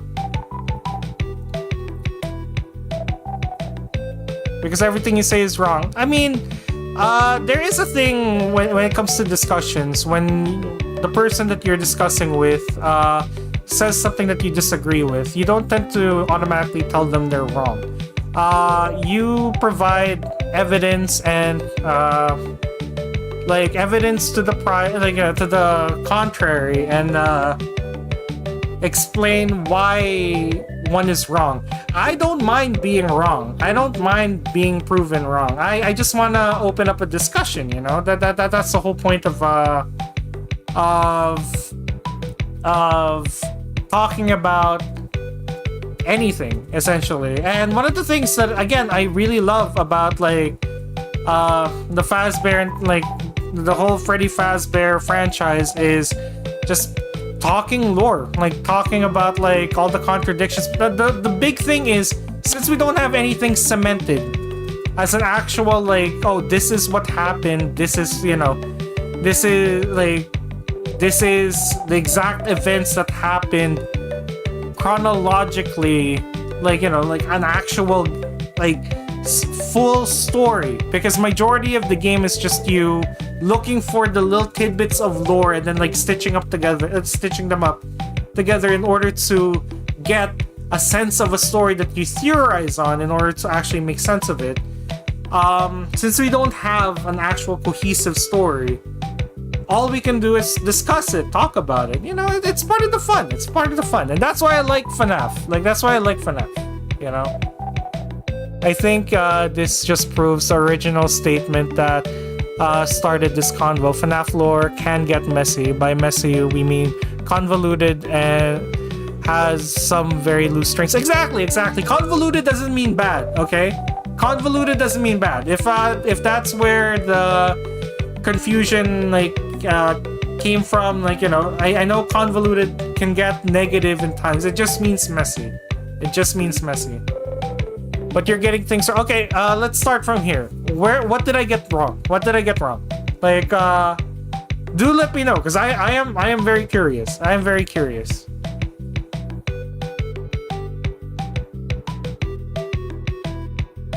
Unless you are part of the FNAF community, figuring out the story will be near impossible. I would say that if you work with absolutes when it comes to a franchise that is meant to be speculated on, I think that's the point where you might want to reconsider your views. Like, that's the only way that I can properly... Like, you don't necessarily need to be a part of the community in order to get a gauge of the storyline. Because you can be a casual fan of the movies and you'll still get a sense of, like, what happened in the base story. But, like, if you work in absolutes, like, this is what happened, this is what happened, this is what happened, nothing else is, like, right, then yeah, that can be, like, you know, that can be where things get messy. Okay, but you're getting things wrong and stating it as fact. Okay, then let me know what's wrong. I could go back and give you the actual answers to your questions. You said they retconned and the creator, you retconned the creator of the animatronics. Okay. Okay, how did they not retcon the creator of the animatronics? I'm actually interested. This is a very interesting discussion now. See, would you consider that Vanessa from Security Breach would be a furry since she wears what amounts to be a fursuit? No, I will not, mostly because Vanny, the persona that she puts on, only came about because of Glitch Trap. Glitch Trap, on the other hand, is, depending on which continuity you would like to believe, is either the ghost of William Afton digitized, or the AI mimic that has copied his consciousness and has now become a virus who thinks he's Afton, essentially corrupting Vanessa's mind, turning her into what is essentially a mind clone-ish, asterisk, never really clarified, of Afton, which is why she turns into a furry. If anything, I would posture an argument that Afton, not a furry, but closer to a furry than Vanessa. Yeah. But yeah, that is another example of how, like, messy things can get. Do you have an answer to what Glitch Trap is? Because, like, as someone who has gone through many content about it, this is actually one of the games that we haven't played yet. So I'm curious about your thoughts on this, because I really want to play VR. I want to get there. What's the game after this, guys? What's the game after Freddy Fazbear's Pizzeria Simulator? Is it the VR game? Because I am very curious.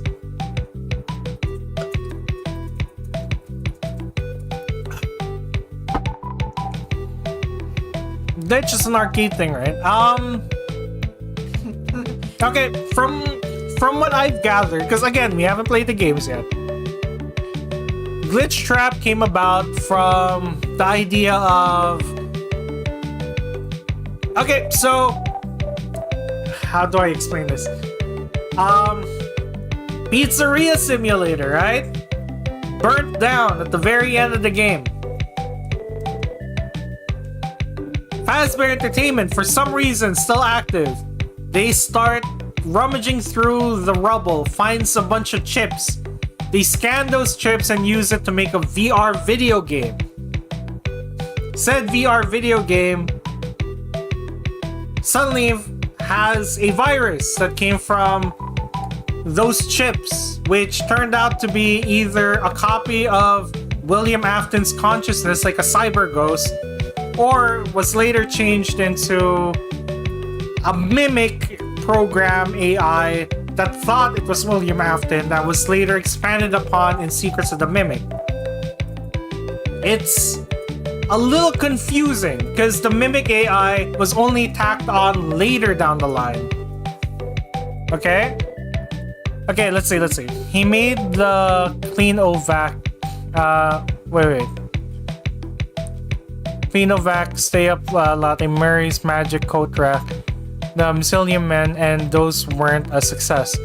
He then got hired by Fazbear, and him and Fiona made the designs. Yes, that's true.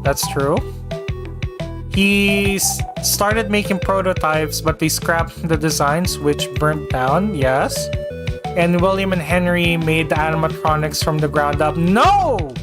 No, that is not true. That is not true. Secret of the Mimic shows that William stole the designs. Regardless of what William and Henry said, they took the designs from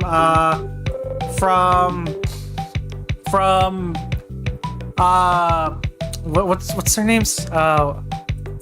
He took the designs from Edwin and essentially recreated them for Freddy Fazbear's. Like, the idea was they bankrupted him. They bankrupted Edwin and took all their assets, which included all of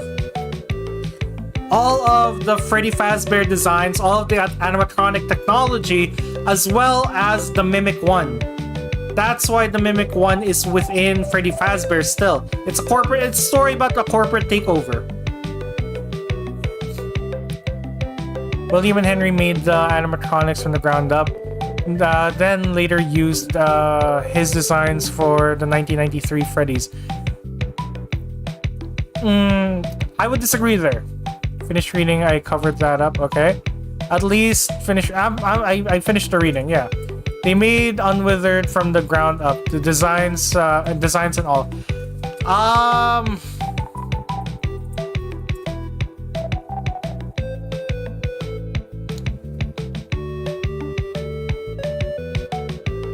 I would still disagree, given that they were Fiona's designs.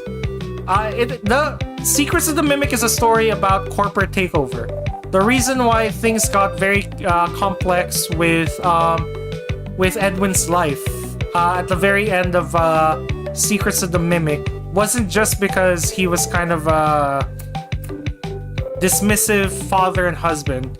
He was also going through the stress of his business partners actively trying to seize his company, the company that his dad made, and he did not want to lose the only thing that essentially... Would you say gave him purpose is a good word for it? But yeah, essentially William and Henry took control of Edwin's company, which inadvertently led to him ignoring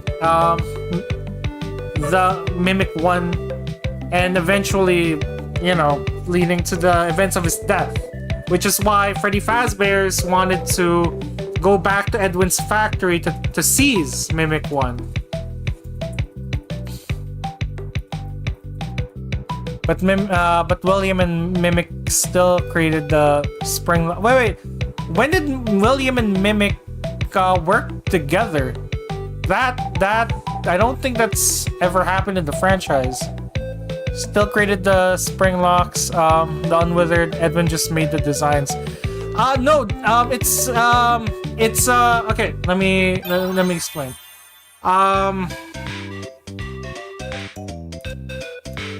Hello? Okay, there we go. So, from what we know,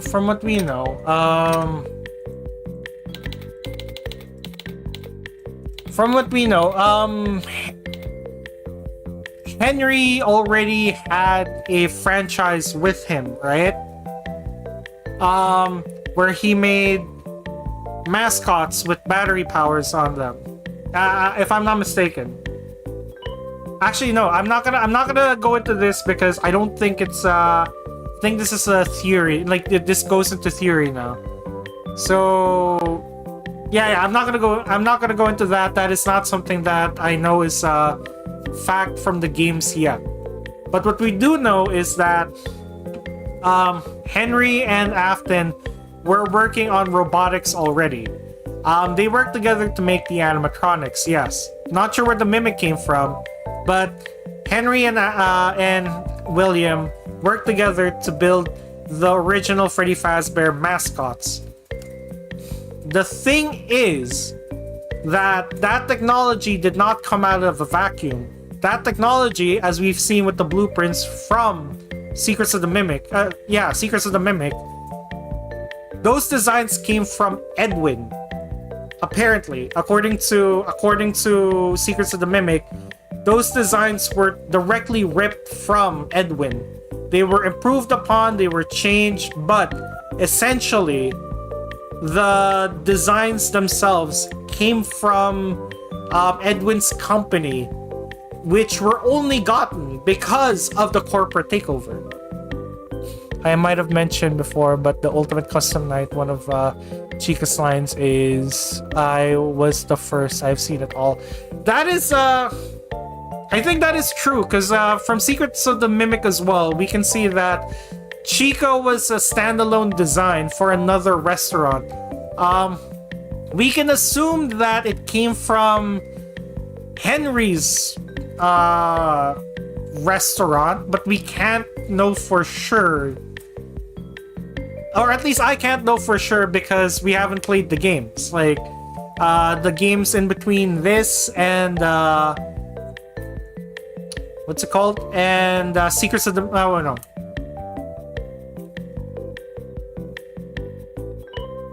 What's how? Security Breach. We haven't played from here to Security Breach yet. So, there's still some missing lore here. That's, that's concrete. I've watched people play the games, like, before, and which is why I'm going through the games now so that I can actually go through them first. But the designs themselves did come from another restaurant for Chica, at least. Wait, the chat jumped, so sorry. But that means the girl who became Chica was the first victim, but she was one of the first animatronics created. Yes. Why would they add spring locks? So that's something I never understood, actually. The idea of the spring locks seems to have come from Edwin, specifically. The spring locks seems to have been a design flaw that Edwin had with his spring lock suits that we've seen with the pirate. I forgot what his name was. The pirate guy, the captain guy that Foxy was with. Even Foxy also came from Edwin's shop. Foxy was Fiona's design, like from a completely different franchise. You know, like this goes to show that the Freddy Fazbear's crew, like Freddy, Chica, Foxy, and Bonnie, they all came from different restaurants. And if I were to speculate, I'm guessing that Freddy came from Henry, Chica came from somewhere else, Fiona made Foxy's design, so that came from Edwin's company, and Bonnie seems to be William's concept because, like, you know, of course he dresses up as Bonnie. That's just a speculation. That is not rooted on any like anything. Chica was the first Fazbear banned character. That is wrong. Chica was not the first Freddy Fazbear banned character because she did not come from the Freddy Fazbear band creators characters. She came from a completely different restaurant. I think it was something Chica's Diner or something Chica's something Diner. I forgot what it's called.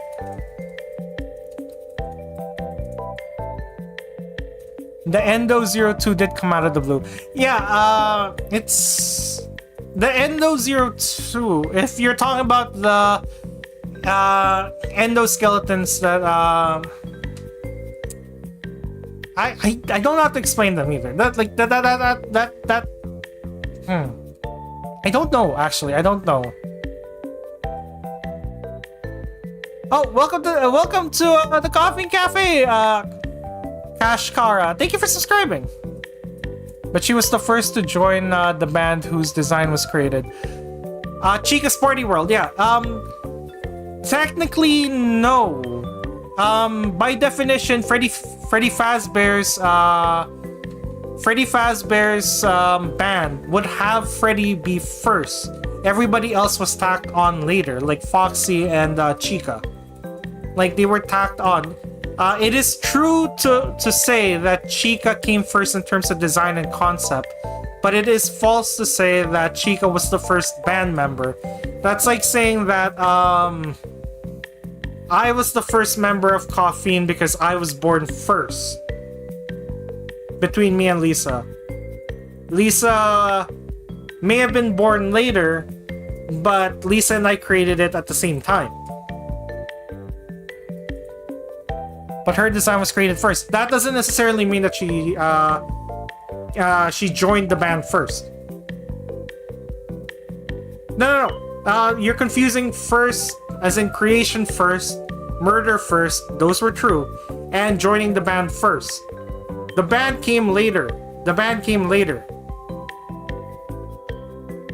Yes, exactly. The first members of the band were Spring Freddy and Spring Bonnie. You said that she joined the band first earlier. I see the confusion. She was the first who joined the band because the design was created. Okay. The wording was off. The wording was a little off. Yeah. Sorry about that. Okay, but yeah, she was the first to. Well, actually, we don't even know. We don't even know when Freddy and Bonnie were created prior. Like, we can assume that Spring Bonnie and like this is just speculation. Okay, so grain of salt. We can assume that Spring Bonnie and Spring Freddy were created prior to them working with Edwin, mostly because those suits were independent of Fiona's designs and Edwin's animatronic designs. So like they look radically different from what we already had, and the designs that Edwin and Fiona were making at the time were already Freddy Fazbear, the brown design, as well as Bonnie, the blue design. So in a way, we don't know which came first. Was it Freddy and Bonnie, or was it Chica? Because Chica, it seems, came around the time just before they started working with Freddy Fazbear's. All I got was Five Nights at Freddy's. Yeah. There have also been a series of books which, from what I've heard, aren't canon to the games, but have parallels to them. Yeah. This is where a lot of the confusion also comes from, in my opinion. A lot of the lore that people throw around when it comes to game lore actually come from the books, and it's really confusing because a lot of them don't connect to each other. And this is further complicated because there's a new movie franchise that also has contradicting lore, like from the game and the books. So it's confusing.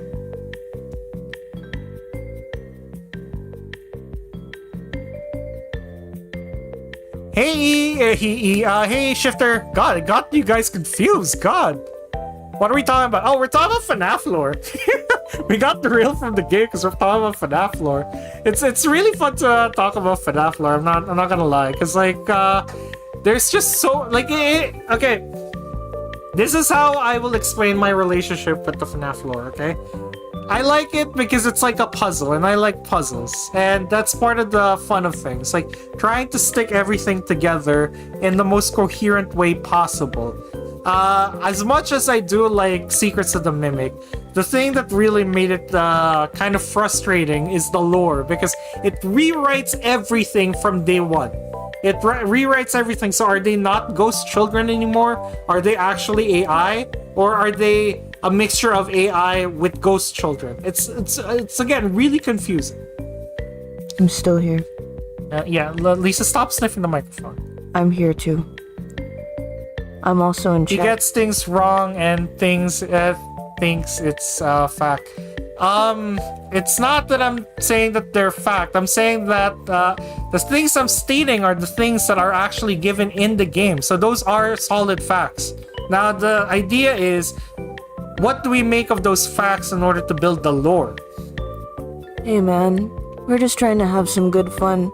Yeah. I don't think we should be taking things in absolutes when it comes to a franchise. It's Freddy Fazbear's. We don't need to take absolutes into Freddy Fazbear's. If you like I said, if you were to take absolutes with something that isn't concrete, then that's all automatically wrong because the next game will completely shatter the entire premise of what is essentially an argument for the lore.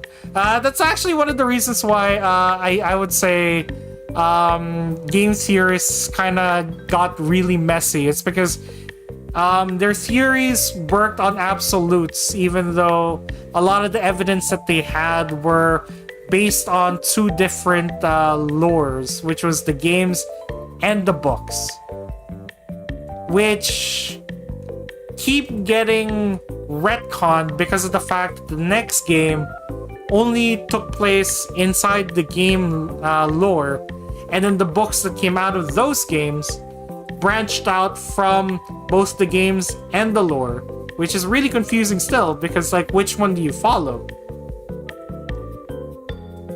That's what you guys think due to the way streamer words everything. Okay, let me. Okay, Wait. Hey man, everyone in chat here has their own opinions on FNAF. Their experience of Five Nights at Freddy's hit video game series is also removed from us because they too have watched and played many a thing. I am fully confident that the minds of the people here in chat are independent of ours. Also, I'm just here. Lisa's. It's not okay. To say something has been retconned isn't automatically wrong. It just, like, retconning isn't a bad thing. Retconning isn't a bad thing. It's a way to explain something that may or may not make sense with a newer part of the story. That, you know, like say. Okay, how do I explain this? Chica being the first did not come from the first game. That came from Ultimate Custom Night, if I'm not mistaken. However, that idea was brought about earlier on because of FNAF 2's minigame. Okay? Like, we got that, right? So the first ghost was Chica. But if we were to take into account Charlie, technically Charlie would have been the first ghost. So from FNAF 2 onwards, the first ghost technically was Charlie. And then it was later retconned to be Chica. It doesn't contradict anything we knew. Yeah, there's a lot of things in Freddy Fazbear that contradict each other. And that's not a bad thing. It's part of the fun, okay? It's part of the fun. All I know is that FNAF World is good. I want to get into FNAF World. Like, honestly, it's so dumb. Like, it looks so dumb.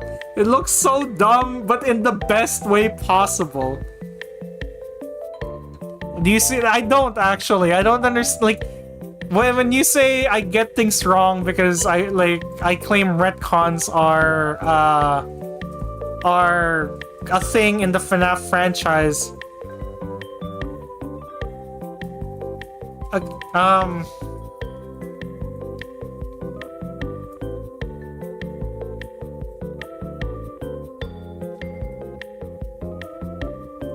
Yeah, let's not call out other creators as insults, please. Like, that's not what we're trying to say here.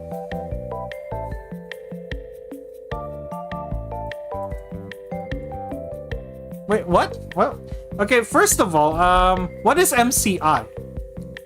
What is MCI? Because, like,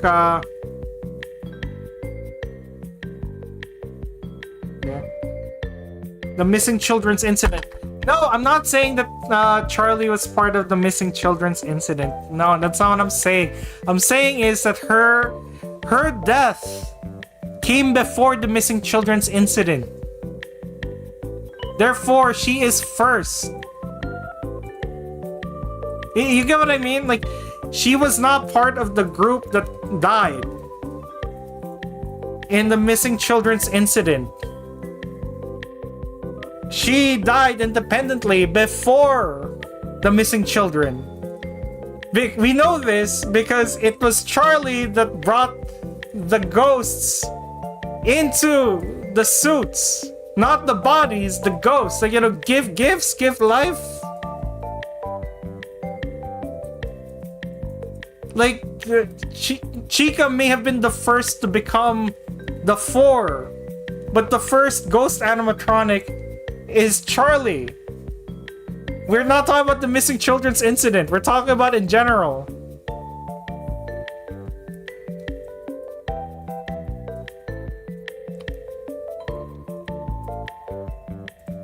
No, we're not. We're not talking about the missing children's incident. We're talking about the very first murder. The very first murder. The very first murder was Charlie. The very first ghost was Charlie.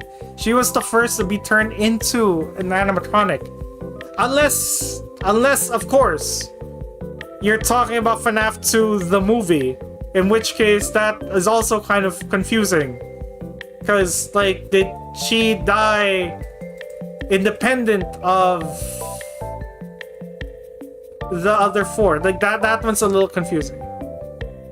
Yeah, I'm kind of lost where we've talked about. Like, it started off as a fun discussion with FNAF. I'm more confused now, and this is essentially what I mean by FNAF lore being a little convoluted, a little messy. It's because, like, there's a lot. I'm gonna end the conversation here. Okay, I'm gonna end the conversation here because it seems like it's getting a little heated in chat right now. So let's cool it down from here, guys. But, like, you know, final statement here from my stance, okay? From my stance, you guys don't have to agree with me. This is the part of a discussion, okay? You guys don't necessarily have to agree with everything that I say. The reason why FNAF is messy and convoluted is the same reason why it's fun. Okay? There's no shame in having FNAF be messy and convoluted. It's part of the fun because that means, like, we can discuss it together as a fan base. Like, you guys are fans of FNAF just as much as I am, maybe even more. Who knows? I've been a fan of this franchise since it started coming out. Since I first screamed in a what's it called? in my college's lunchroom, because I was playing it there for the very first time, and I was very interested with it. And I do love this franchise. It's just, I do have to admit where faults are there. I'm not gonna blindly glaze franchise just because I'm a fan of it. I am gonna be giving my own criticisms of it based on everything that I have gotten as well, you know, because I am a fan of it, and that's just part of being a fan of things. You have to call out people when they do make you know, an oopsie sometimes, and that's all right. Everybody makes mistakes. Just shut up. You don't know what you're talking about. Okay, if you're really feeling really heated, I would suggest, like, one, if it clearly seems like you're not really vibing with the channel, you can promptly, like, go to another streamer who may agree with you more, or just take 5 minutes. It's FNAF. It's not too serious. It's just FNAF. But I do recommend, you know, maybe just taking some time to yourself, and, you know, just you know, like, take care of yourself, you know, just drink some water, have some food, that kind of thing. It's FNAF. It's nothing to be heated about.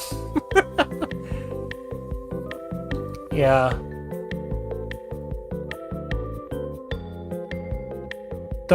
You don't want the performative psycho GF to hunt you down. Who's the performative psycho GF? 100% real. Yeah. Yeah, it's not that I don't like it being messy, because if it was, I would like it, but it's not. Again, that is stated in our opinion. We're not claiming that it's messy as a fact. We're claiming it as our opinion. There's a difference between that, and that opinion stems from the fact that we are going through the games because of the fact that we did find it confusing from the very get-go, and we wanted to remedy that by actually playing the games.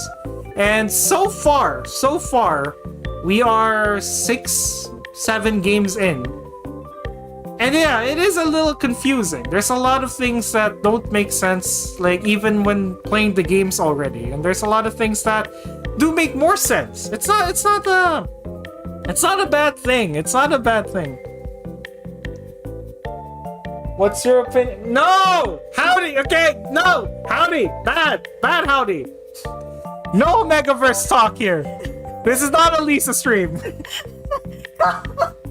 No, calm! No Megaverse talk here! God! This is a Z stream, not a Lisa stream. But I proposed a way to erase confusion, but you just don't read it. I do read it!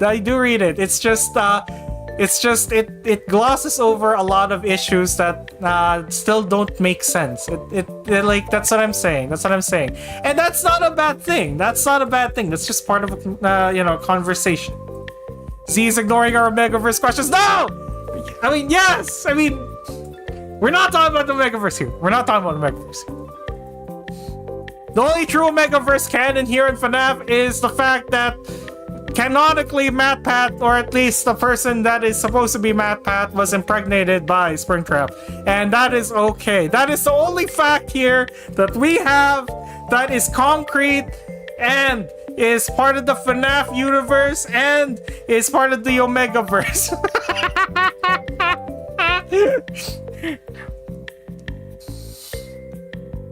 Z's definitely a bit of, hey, if anything, I'm like so I don't know any terms. I'm so alphabet, yeah, alphabet, yeah, I don't know.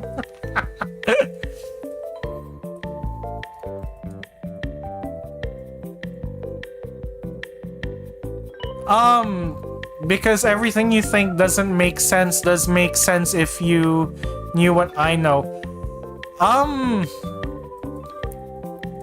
Again, I've been going through the FNAF franchise since 2014 apparently. And I've gone through every single game in terms of like lore, theories, all that. I've only started playing the games, like some of the games. I played FNAF 1, Security Breach, and I think one of the games prior to Sister Location before we started streaming. But that's why I'm going through the games. That's why I'm going through the games so that I can get like a first-hand experience with the lore. And so far, but you don't understand it. It's okay to not understand it, and it's okay to find contradictions into it. It's easy to understand Susie meant she was the first of the... Yes, it is. But Susie's not the first one to die.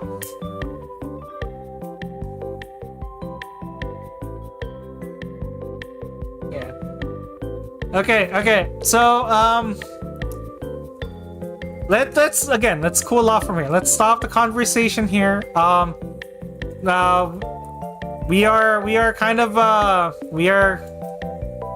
Yeah, she didn't mean she was... Yeah, I never said that. Like, in the MCI. I never said that she was the first in the MCI. Okay? But, I digress. Guys, this is getting a little heated. And no, we're not gonna talk about a Megaverse except for MatPat getting impregnated by a Springtrap, okay? Like, that's the only thing, okay? That's the only thing Omegaverse here that's allowed during the Z streams, okay? Like... No, I said Charlie was the... Okay. I digress. Okay. Okay. Again, like I said, if you disagree with me that heavily, if you're not willing to engage in conversation, you can promptly leave. That is all I'm saying. But I do appreciate the conversation that we've had today. Mostly because it's always fun to talk with another fellow FNAF fan. You're trying to engage. Yes. And I see that. I appreciate that. But you don't do the thing. I am doing the thing. Engaging with a conversation doesn't necessarily mean that you should agree with everything that a person says. Wow, I did my voice give out. It doesn't necessarily mean that you have to agree with someone wholeheartedly. It's a conversation can go many different ways, and disagreeing with someone or enriching someone's viewpoint is always means to make a better conversations, and it's completely fine.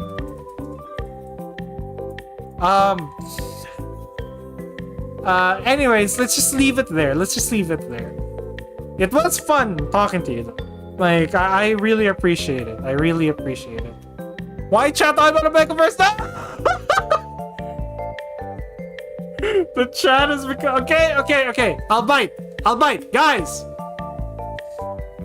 In the worst possible way, individually, explain what the Omegaverse is in chat.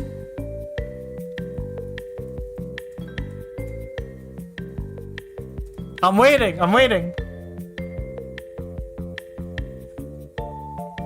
Shifter, you don't have to delete anything. Shifter, it's fine.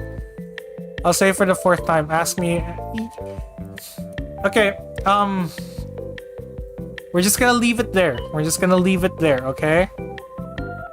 When it comes to research and all that, one should not rely on just one source. This is for everybody. One should not rely on just one source of for all the information. You should always try to find the source material where the information comes from. That's what we're trying to do with FNAF. And look through your own research and all of that, and make up your own mind about things. If someone tries to tell you that they are right, and that is the only thing that you should believe, then you should be a little skeptical with that. I always tell you guys, if we say that we're right, we're probably not. And that should go for everything in the world. You should be a little skeptical. You should do your own research. You should always try to make your own conclusions out of your own critical thinking. Because if you're not thinking for yourself, you're letting someone else think for you. And that is one way to lose yourself in this not so great world, or at least not so great state of the world right now. So, if there's anything to take away from here, it's that 1, always have fun, and 2, get as much resources as you can before going into something. And this is not just fandom, this is everything in life. Okay? Anyways, let's read what people... Lisa, would you like to dramatically read everything that the chat has been writing? Oh, yeah. Okay. Alright. Okay.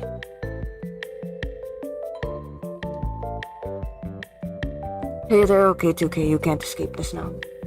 Hello. Omegaverse is basically people being born as a tombotom or switched like a gender.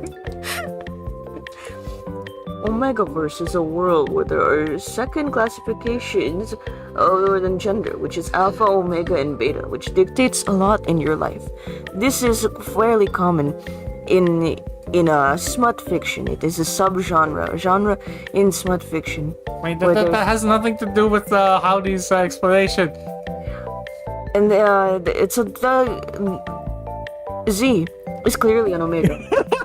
I see. I don't want to get... Okay, it's okay. I'm just going with the whims of chat right now. Gay? Is there Yuri Omegaverse, guys? I don't know. Yes? Excellent. I want to go home. Oh, okay, you can't. theory, Omegaverse is connected to the what? The fraternities? Because Omega doesn't help us. Oh my god. Yes, there's a lot going on. Anyway, so the theory is that Z is an Omega. This is hey, that's not what I asked you to do. That's not what I asked you to do. Get off the microphone. He shares the same classification as MatPat, who is also an Omega, by the way. Clearly, this goes to show that. How are you speaking without your mouth moving? Oh, I don't have my mic on, guys. My headphones are off.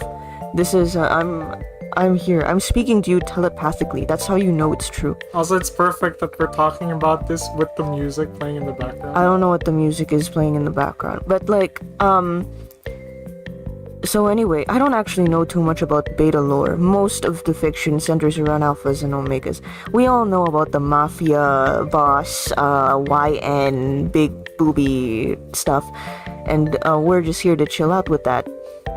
Do you guys have any silly mafia YN fanfiction? It'd be so funny to read. Okay, let's ignore Lisa now. We don't have to wait. Don't ignore me. Don't ignore me. Okay, 2K, you can't escape. Yeah, actually, Lilo and Stitch fan has a great.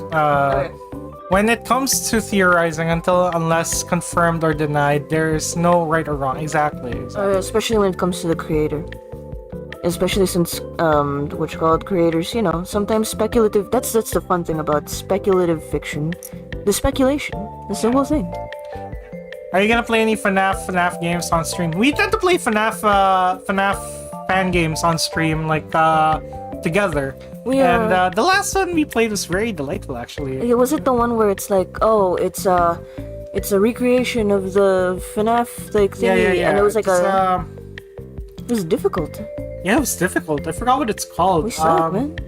Yeah, it was fun. But yeah, if you guys have any recommendations for fan games, leave them in the comments or the description. We enjoy them. We enjoy them a lot. Especially Z with the mainline games, and I joined for the fan ones. And yeah, like actually, that's a good point. Like another series says, "Don't hug me, I'm scared." That's purposefully left unanswered so that people can have theories. Much like FNAF, it's supposed to be like left unanswered to be speculated on. Okay. Oh, did someone put you on timeout? Oh, I'm sorry about that. Mods, don't time out people unless we say so. Okay. We apologize. Yeah, we apologize about that. About that. Yeah, that is yeah. Like that wasn't intended. He also had sources. Okay. Yeah. But yeah, like again, like FNAF is one of those series that is left to be ambiguous and is meant to be theorized and all that. So yeah. Anyways. Thank you guys so much for watching. We're gonna skadoot and skedad out of here right now because things are getting heated in chat and it is around lunchtime and I am getting the hungers. It's kind of funny how we went into FNAF lore now and in the second stream, like the last stream, we went into food talk. Like how is like what is the discrepancy here? Why did we move from talking about FNAF in the third stream, not the first stream, not even the second stream? We had a whole round circle table discussion about favorite Filipino foods first before we moved into FNAF lore. Guys, what is this? No more Freddy Fazbear Pizzeria Simulator. Not for today. We're gonna be continuing in another stream. Likely next week. So the way that Lisa and I talked about it is, until I finish the game, we will be having one stream every weekend in the morning, or at least during the weekdays if need be. But like, it's still gonna be the morning slot. It's still gonna be we're gonna try finishing it because I do want to finish it. I know we didn't get to finish the true ending of Sister Location, and I do want to get back to it eventually. But we are going to be revisiting those at a later date. FNAF Pizzeria Simulator, though, we will be coming back next year. So yeah.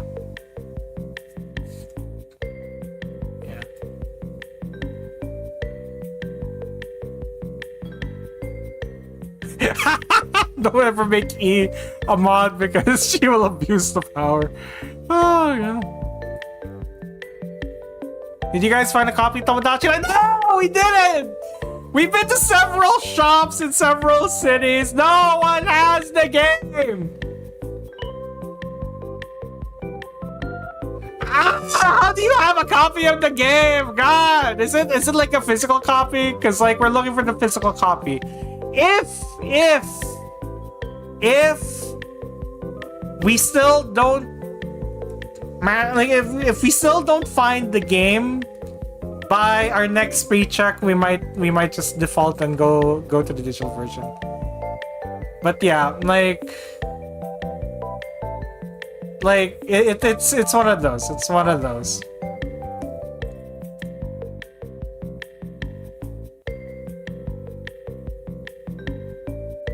You know, one day you should have a call with a FNAF fan or bring someone over to your house so it's not limited to chats. What do you mean?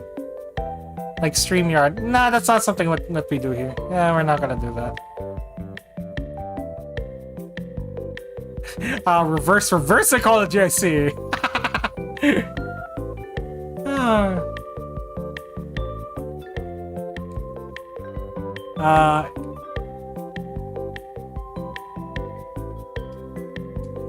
But yeah. Yeah, no, that's not something that we do here. Yeah. You're inside the house already. Where are you? Are you chewing the studio air conditioning with E right now, Shifter? Is that what's happening? Is that what's happening? Gosh, guard. If you haven't already, I think the Joy of Creation is worth checking out. Oh, I've been hearing a lot about the Joy of Creation. It is something that is on our radar, but like, we just haven't gotten around to playing it. It'd be fun to. We'll find a place to slot it in. I'm not sure how many fan games you'll need to go through in order to appreciate it more, because like the glitch attractions, that's the game.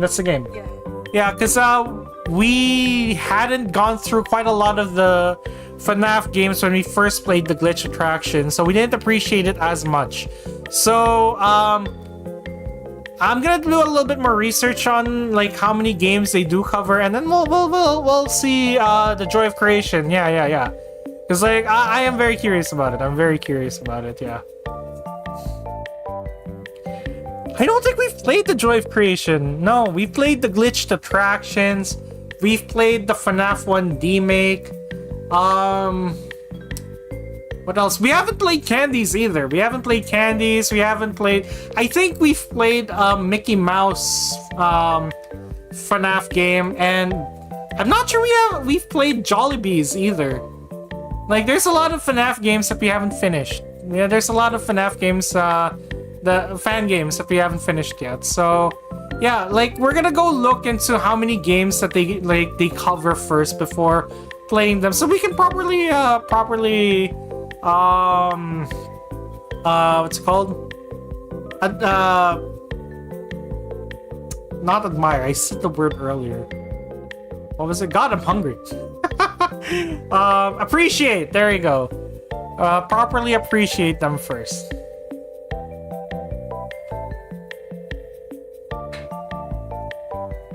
But yeah.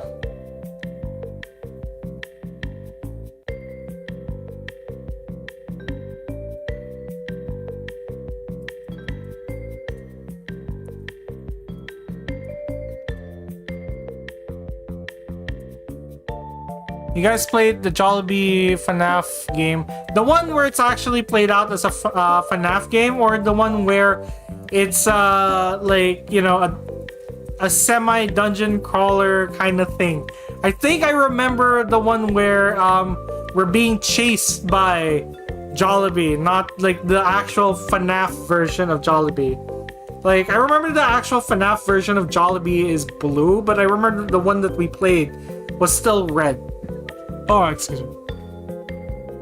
Day shift at Freddy's. It's true. No, that's scarier. We'd have to be dealing with children and entitled parents. Oh. It's an actual game. Is it an actual game? It's a fact. It's not actual.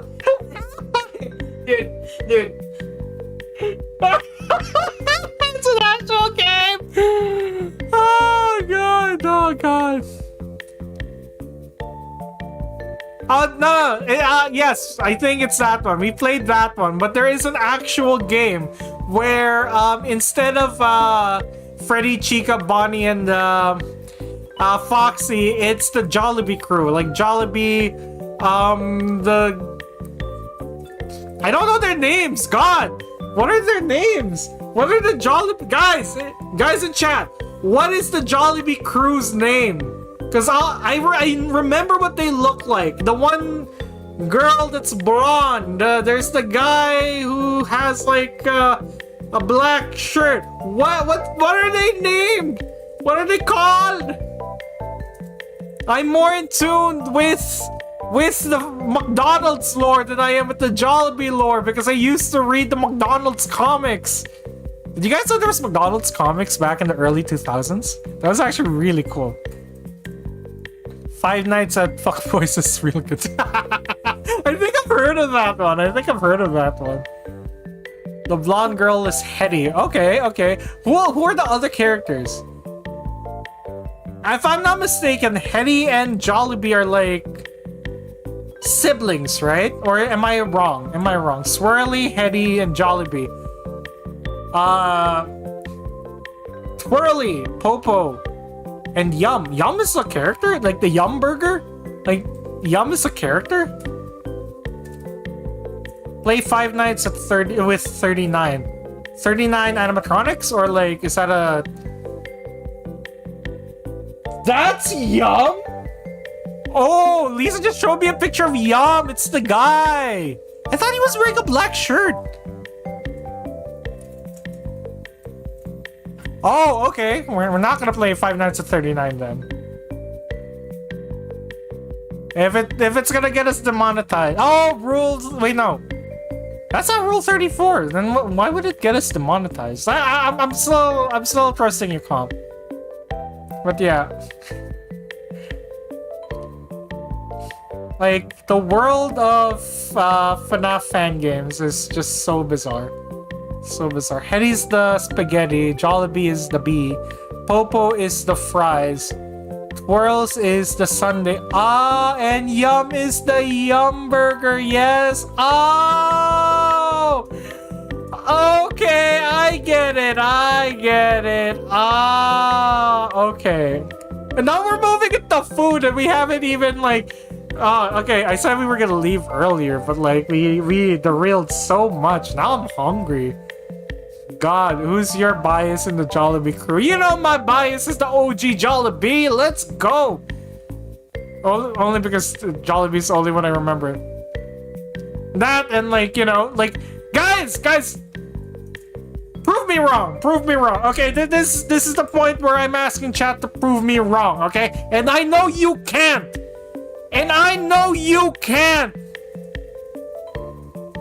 Jollibee has sick dance moves. You guys can't prove me wrong with that. Jollibee can dance, right? You can't prove me wrong.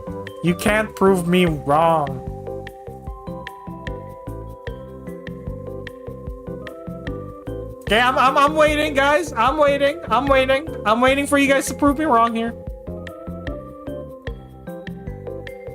But yeah, like I remember the two mascot groups that I was really into was the Burger King crew and the McDonald's crew. But I remember as a kid, if I'm not mistaken, this is Jollibee. You're not wrong. Jollibee is good at dancing. Exactly, but you can't prove me wrong. That's the thing. You can't prove me wrong. Jollibee is good at dancing. Okay? Jollibee can beat Freddy Fazbear in a dance-off, okay? That's what I'm saying. I'm calling it right now, okay? I'm calling it right now. That bear ain't got nothing on Jollibee. Burger King has mascots. Yeah, they do.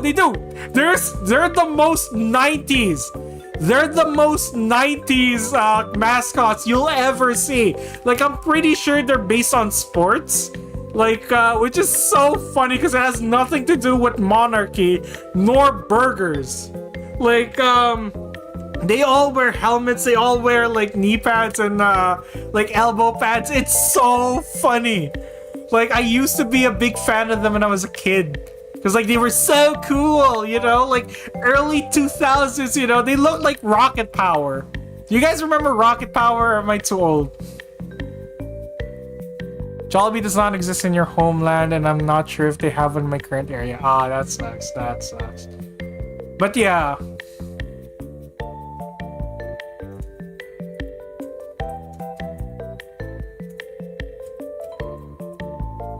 Yeah, McDonald's over Burger King. That's true. That's true. I would say, actually, okay. In terms of fries, I prefer McDonald's fries and the curly fries. In terms of burgers, I give it to Burger King. But it's hard to say which is better, McDonald's fries or onion rings. Though curly fries are the GOAT. Okay? McDonald's beats Burger King just because they have the curly fries that are really good. In terms of Jollibee and McDonald's though, I would have to give it to Jollibee, mostly because their chicken tastes better. Like the Philippine McDonald's has fried chicken, and I preferred the Jollibee chicken, especially the one in Dubai. The one in Dubai tastes really good. It doesn't taste like the one in the Philippines, which is sad. But I don't understand why either. Though, the McDonald's curly fries, that's good. Also in our area, the curly fries are back. So if you guys want to check if it's in your area right now, I know it's a Southeast Asian thing. You guys should check if the curly fries are back. We had them last night. They were really good. It's so good. I really love them. But I do say,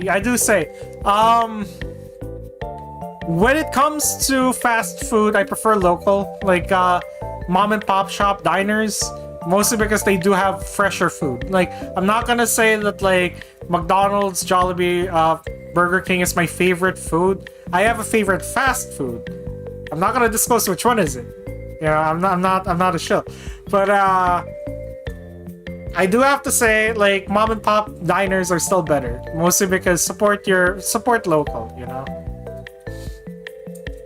What's a curly fry? Okay. So you take a potato, right? And there's a special cutter that you crank. While you crank it, it cuts the potato in like a spiral pattern. And when it comes out, you don't fry that. You put it in a batter first, and then you fry it. It's so cool. It tastes so good. I love curly fries. Like, I genuinely love curly fries. I prefer it to French fries. I remember my childhood of being so poor that we had to cut a Yum Burger into 4 so me and my brothers could share it. Like, you know, that hard times come and go, and I hope you guys are doing better, you know. I wish you and your family at least a Yum Burger each, or, you know, like the ability to at least buy a Champ each. Even more. You know, much love coming from us to you guys, you know. But yeah, we don't have curly fries where I am in McDonald's. Oh, here's another thing that Lisa and I really love doing. We did get to do this when we went to Vietnam a couple of weeks ago. We go to different McDonald's in different countries because and different restaurants, actually, like different fast food restaurants, but mainly McDonald's because McDonald's seems to be the most consistent out of all the countries we've been to. we tried their local variant, like, you know, whatever they have. Like, currently my favorite is Japan's chicken nuggets is crispier. Okay, fight me on this. Japan's chicken McNuggets is crispier. And that's one of my favorite McDonald's meals. But the true goat, out of all the McDonald's I've been to, McDonald's Philippines one-piece chicken with spaghetti. I haven't had it in a long time, and I don't order it all the time. But there's something about the spaghetti that's good. Though I do have to say, one-piece spaghetti with one-piece chicken with spaghetti is still better in Jollibee. Hot take. We used to have it a lot in college. I used to eat spaghetti with ketchup. I had an ex who used to do that. It's kind of bizarre, actually. It's kind of bizarre. I don't judge people who do that. I prefer Wendy's chicken tenders with sriracha. I love Wendy's chicken tenders, though I give it to Jollibee Dubai. Their chicken tenders they taste like their fried chicken, whereas Wendy's chicken tenders I don't think taste like their chicken, which is weird. Aloha burger. I don't like the Aloha burger. I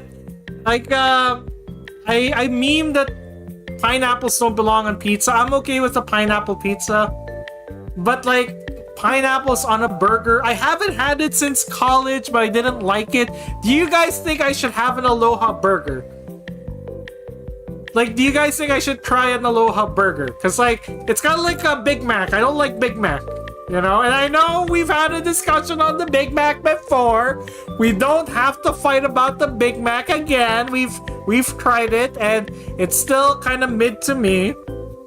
But on the topic of the Aloha burger, should we try it?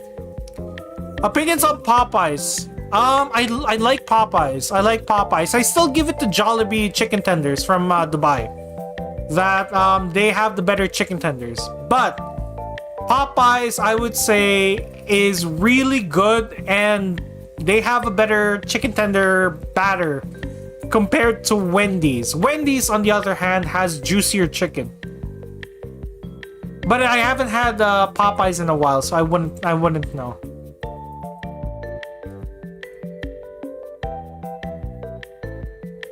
Try which one? Popeyes or the Aloha burger? Big Mac is too big for my mouth. I don't know. Big Mac's gotten very flat lately. Like, actually, no. Every McDonald's burger's gotten very flat lately. English speakers pronounce it Popeyes. Yeah, like, you know. How do you pronounce it? How do you pronounce it, actually? I'm so curious. How do you pronounce it? Because, like, you know, it's Popeye the Sailor Man. It's Popeye the Sailor Man. He's strong with his spinach. What was it? I'm strong to the fittest because I eat my spinach. I'm Popeye the Sailor Man. Hi there. Hey there. And no, that wasn't me. That was Shifter.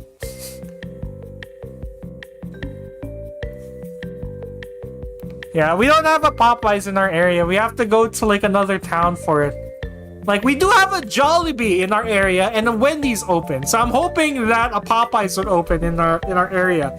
The thing that I miss, and I'm not saying they're great, you know, I'm not saying they're like on the top of my favorite thing, but I do miss it mostly because it's not in our area. They used to be in our area, or at least close to our area back when we were in college. Like, I used to go to the city next to ours, and it's not too far.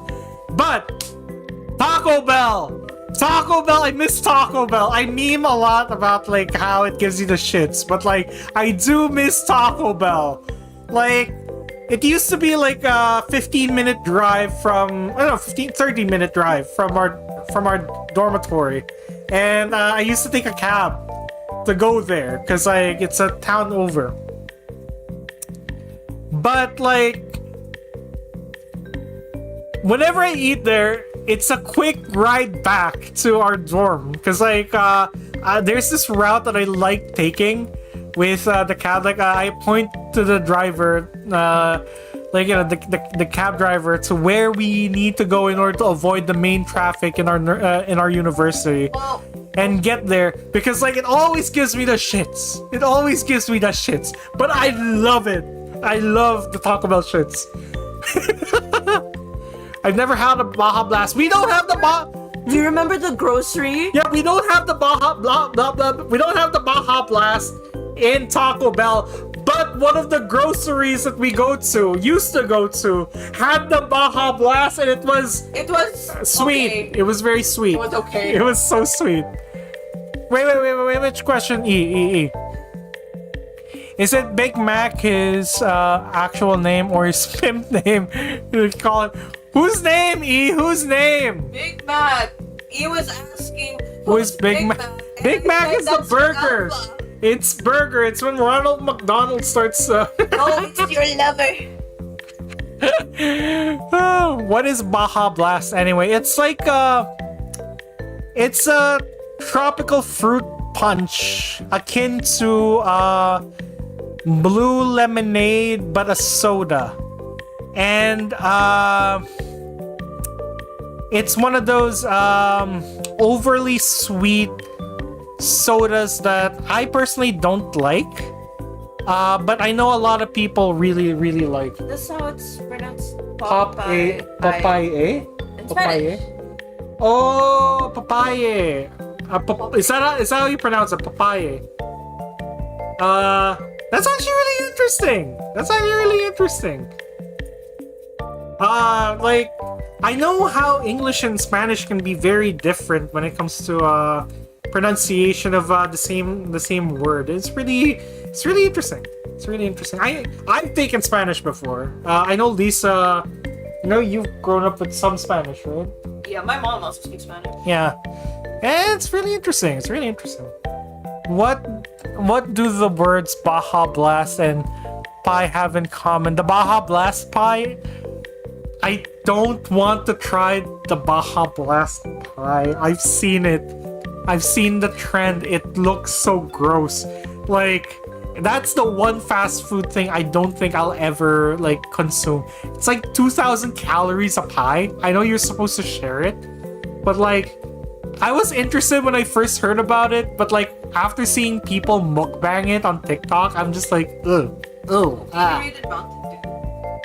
Gatorade and Mountain Dew. Ooh. So it's apparently like Baja Blast. Ooh, that's interesting, actually.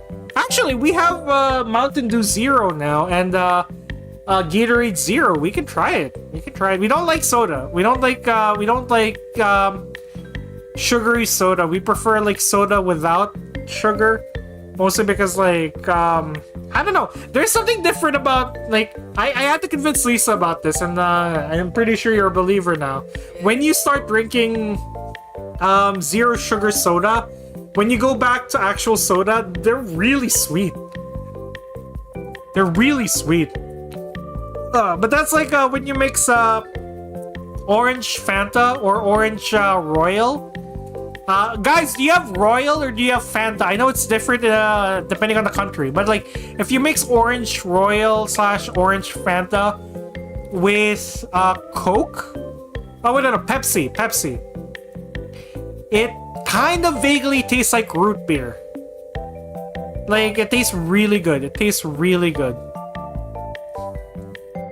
We have Royal. Okay. Like I remember growing up with both Royal, Fanta. Oh, and Mirinda. Do you guys remember Mirinda? Like Mirinda was good. I would say Mirinda was better than Royal back in the 2000s, but like I can't find Mirinda anymore. You switch between zero and normal soda. I just drink the zero sugar because like at a certain point, like it's one of those why are you drinking excess sugar kind of thing. But you know, like I respect everybody's decisions on what soda they drink, except for my grandma who has diabetes, and I keep telling her just drink Coke Zero because it's better for your diabetes than regular Coke. I haven't had Baja Blast in 2 years, actually. So, I've been revisiting a lot of the things I say I don't like. Because, like, I'm curious. Like now that I'm a little bit more mature, would I like them better now? You know, would I like them better now? Sitting in the plastic bag para di malaman ni mama. What does that mean? Sting the energy drink in a plastic bag, so mom doesn't know. Oh, Sting. I remember trying Sting. It's sweet.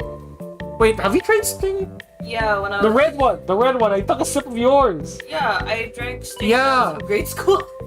Yeah, I remember Lisa used to buy them at college as well. They're really sweet. I prefer Red Bull. I keep getting confused between Red Bull and Red Horse. Which one's the Philippine alcohol beverage again? Which one was it? Red Horse, right? Yeah. Yeah, Red Horse is good as well. Like, for anyone who's too young to drink, don't drink Red Horse, obviously. Pocari Sweat is good. Pocari Sweat is the GOAT. Like, okay, howdy. If you have a Japanese store that sells, like, Japanese branded Pocari Sweat, I recommend that more because it's not as sweet. I've tried Pocari Sweat in other countries, they're sweeter for some reason. But, like, Pocari Sweat in any version is so good. I love Pocari Sweat. Horse extra strong, tuloy ang laban. Is that the tagline? That's actually really cute. Wheat cookie? What's wheat cookie? It's actually a wheat cookie. Is it actually a wheat cookie? I've tried a wheat cookie. It made my head hurt.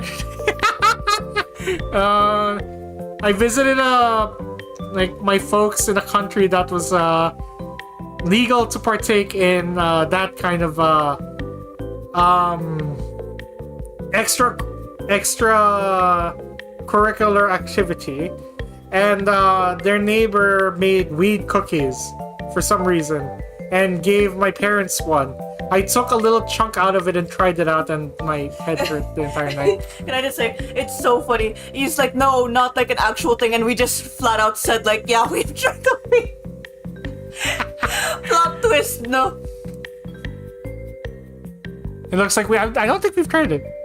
The Dubai chewy cookie, yes, people say. Is it Dubai chocolate? I don't like Dubai chocolate. It was fun when it started, but like, one, it's everywhere now, and two, it's really sweet. I don't like It's not sweets. supposed to be sweet. It's not supposed to be sweet. It's supposed to be dark chocolate. Yeah, they make it really sweet.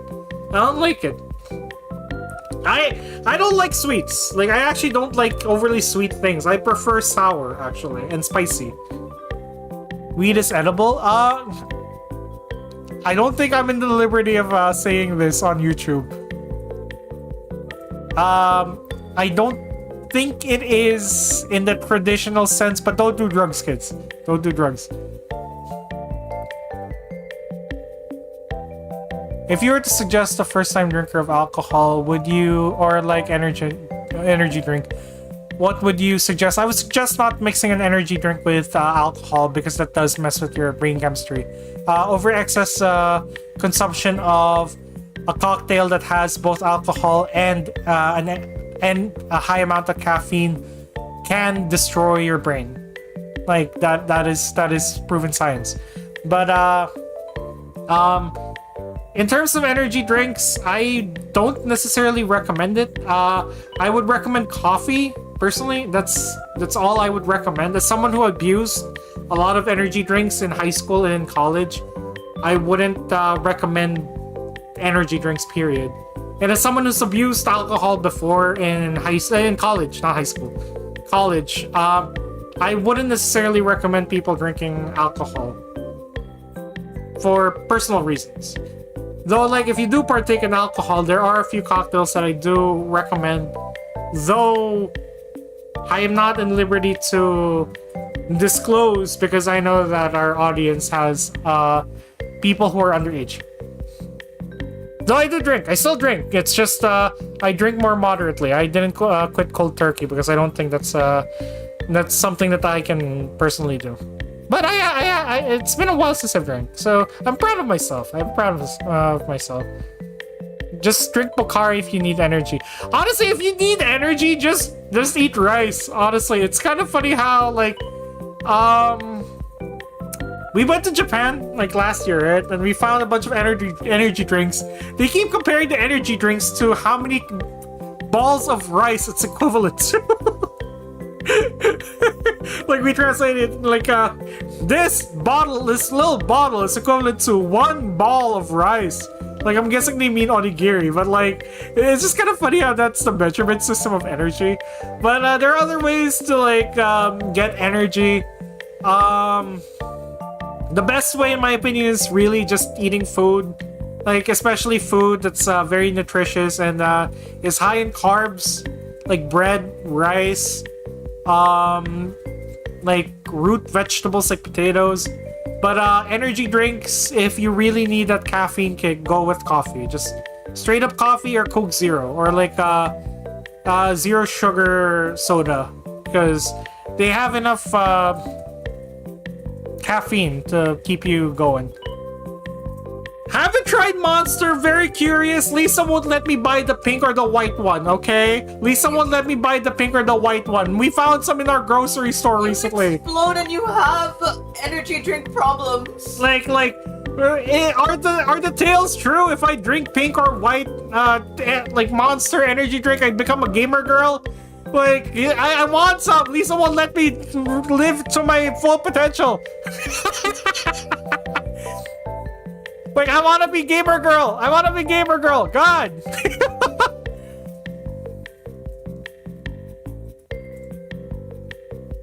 Yeah, respect your mom. Respect your mom. Like, that's all I can say about that.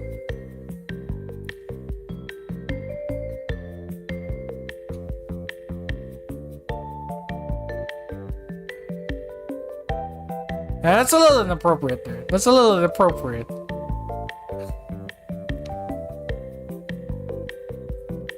You used to drink Monster in 9th grade? Damn! Are you alright? Isn't that too young for caffeine? Like, in that high dosage? I mean, I drank Sting when I was in 5th grade. I retract my statement. Guys, don't be like Lisa. Well, technically 4th grade. Don't do that! Don't I'm pretty sure Monster contributed to me becoming a pre-diabetic. I used to be a pre-diabetic as well. But since then I've regulated my blood sugar fairly well. I would say so, because like every time I get my blood work checked, out of my entire family, my blood sugar it tends to be the one that's normal. Ironically enough. But the reason why that is because I mostly switched my my diet to not including too much carbs. Like I still eat carbs. You need carbs for your brain. Focusing more on vegetables, more than protein actually. I focus more on vegetables than protein and fiber. And switching sugary drinks to just sugar-free drinks, essentially. Yeah. Yeah, I think drinking a lot of energy drinks also contributed to my pre-diabetes, mostly because like when I was in middle school, I used to drink this Indian energy drink for kids. Like it was some sort of like high sugar lemonade thing. And I don't understand why they were giving energy drinks to kids. But like, it was a powder form. I forgot what it's called. But I drank so much of it thinking it was just regular lemonade that my blood sugar spiked. I cut that out of my diet. My blood sugar went back to normal. In high school, I abused so much Red Bull and the Thai equivalent of Red Bull that my sugar spiked again for a longer time, and that one I was instructed to take insulin for, but instead I didn't take the insulin, and I just switched my diet to because it was an optional thing. I'm not saying that if you guys are diabetic or pre-diabetic that you shouldn't follow your doctor and not take insulin. It was just a recommendation for me.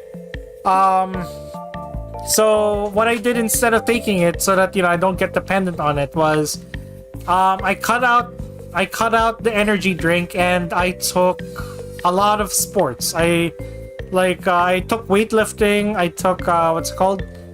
CrossFit and trampolining. Trampolining was the most fun out of all that. And eventually I did lose like quite a bit of weight, and I did drop my blood sugar. And since then, I don't think I've increased my blood sugar. I'm surprised you didn't have an episode C. What surprise? Pipeline punch. What's pipeline punch? Diet change goated. Yeah. Like whenever something's wrong with my body, I try to address the cause rather than find a solution for it. It takes longer for the effects to disappear, but like it definitely does help with like say uric acid. I was also told that I had a high uric acid, which does run in my family. What I did instead was what's it called? I stopped eating a lot of red meats and stopped eating beans. Ironically, I'm eating a lot more beans right now, so I think my blood sugar might spike. My uric acid might spike soon. But yeah. Z insulin levels, body crashes. My body crashes a lot, so it might be related, but I know my blood sugar is relatively low. Yeah. Anyways, look at the time. Someone just dropped by. I think the laundry is here, so I need to help Lisa with that. So yeah. Anyways, thank you guys so much for watching. I'm going to skedat because I need to help Lisa with laundry right now, and I will see you guys tonight. We will both see you guys tonight in Pragmata, okay? You guys will come, right? You guys will come, right? Because like it got a little lonely last night. But yeah, thank you guys so much for watching. Bye bye.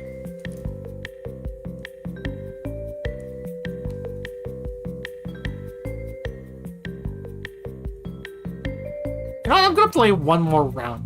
It's just been staring at me for this entire time. I'm gonna try playing one round. You guys are seeing this on Brewing on full. Let's see if I can do it while Camille's on screen.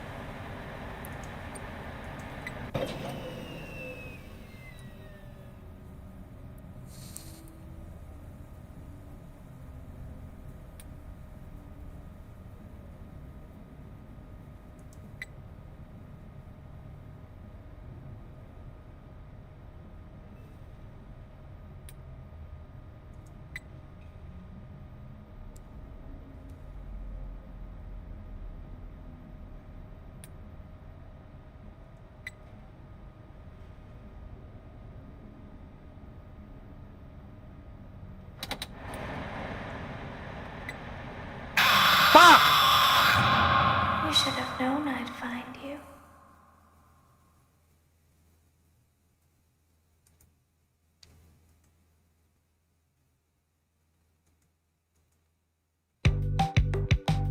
Oh well. I tried. Wow, wait! That run was just 1 minute and 30 seconds? The crab only comes in 30 seconds before brewing ends. Wait, that's how quick the runs are? God damn, I suck!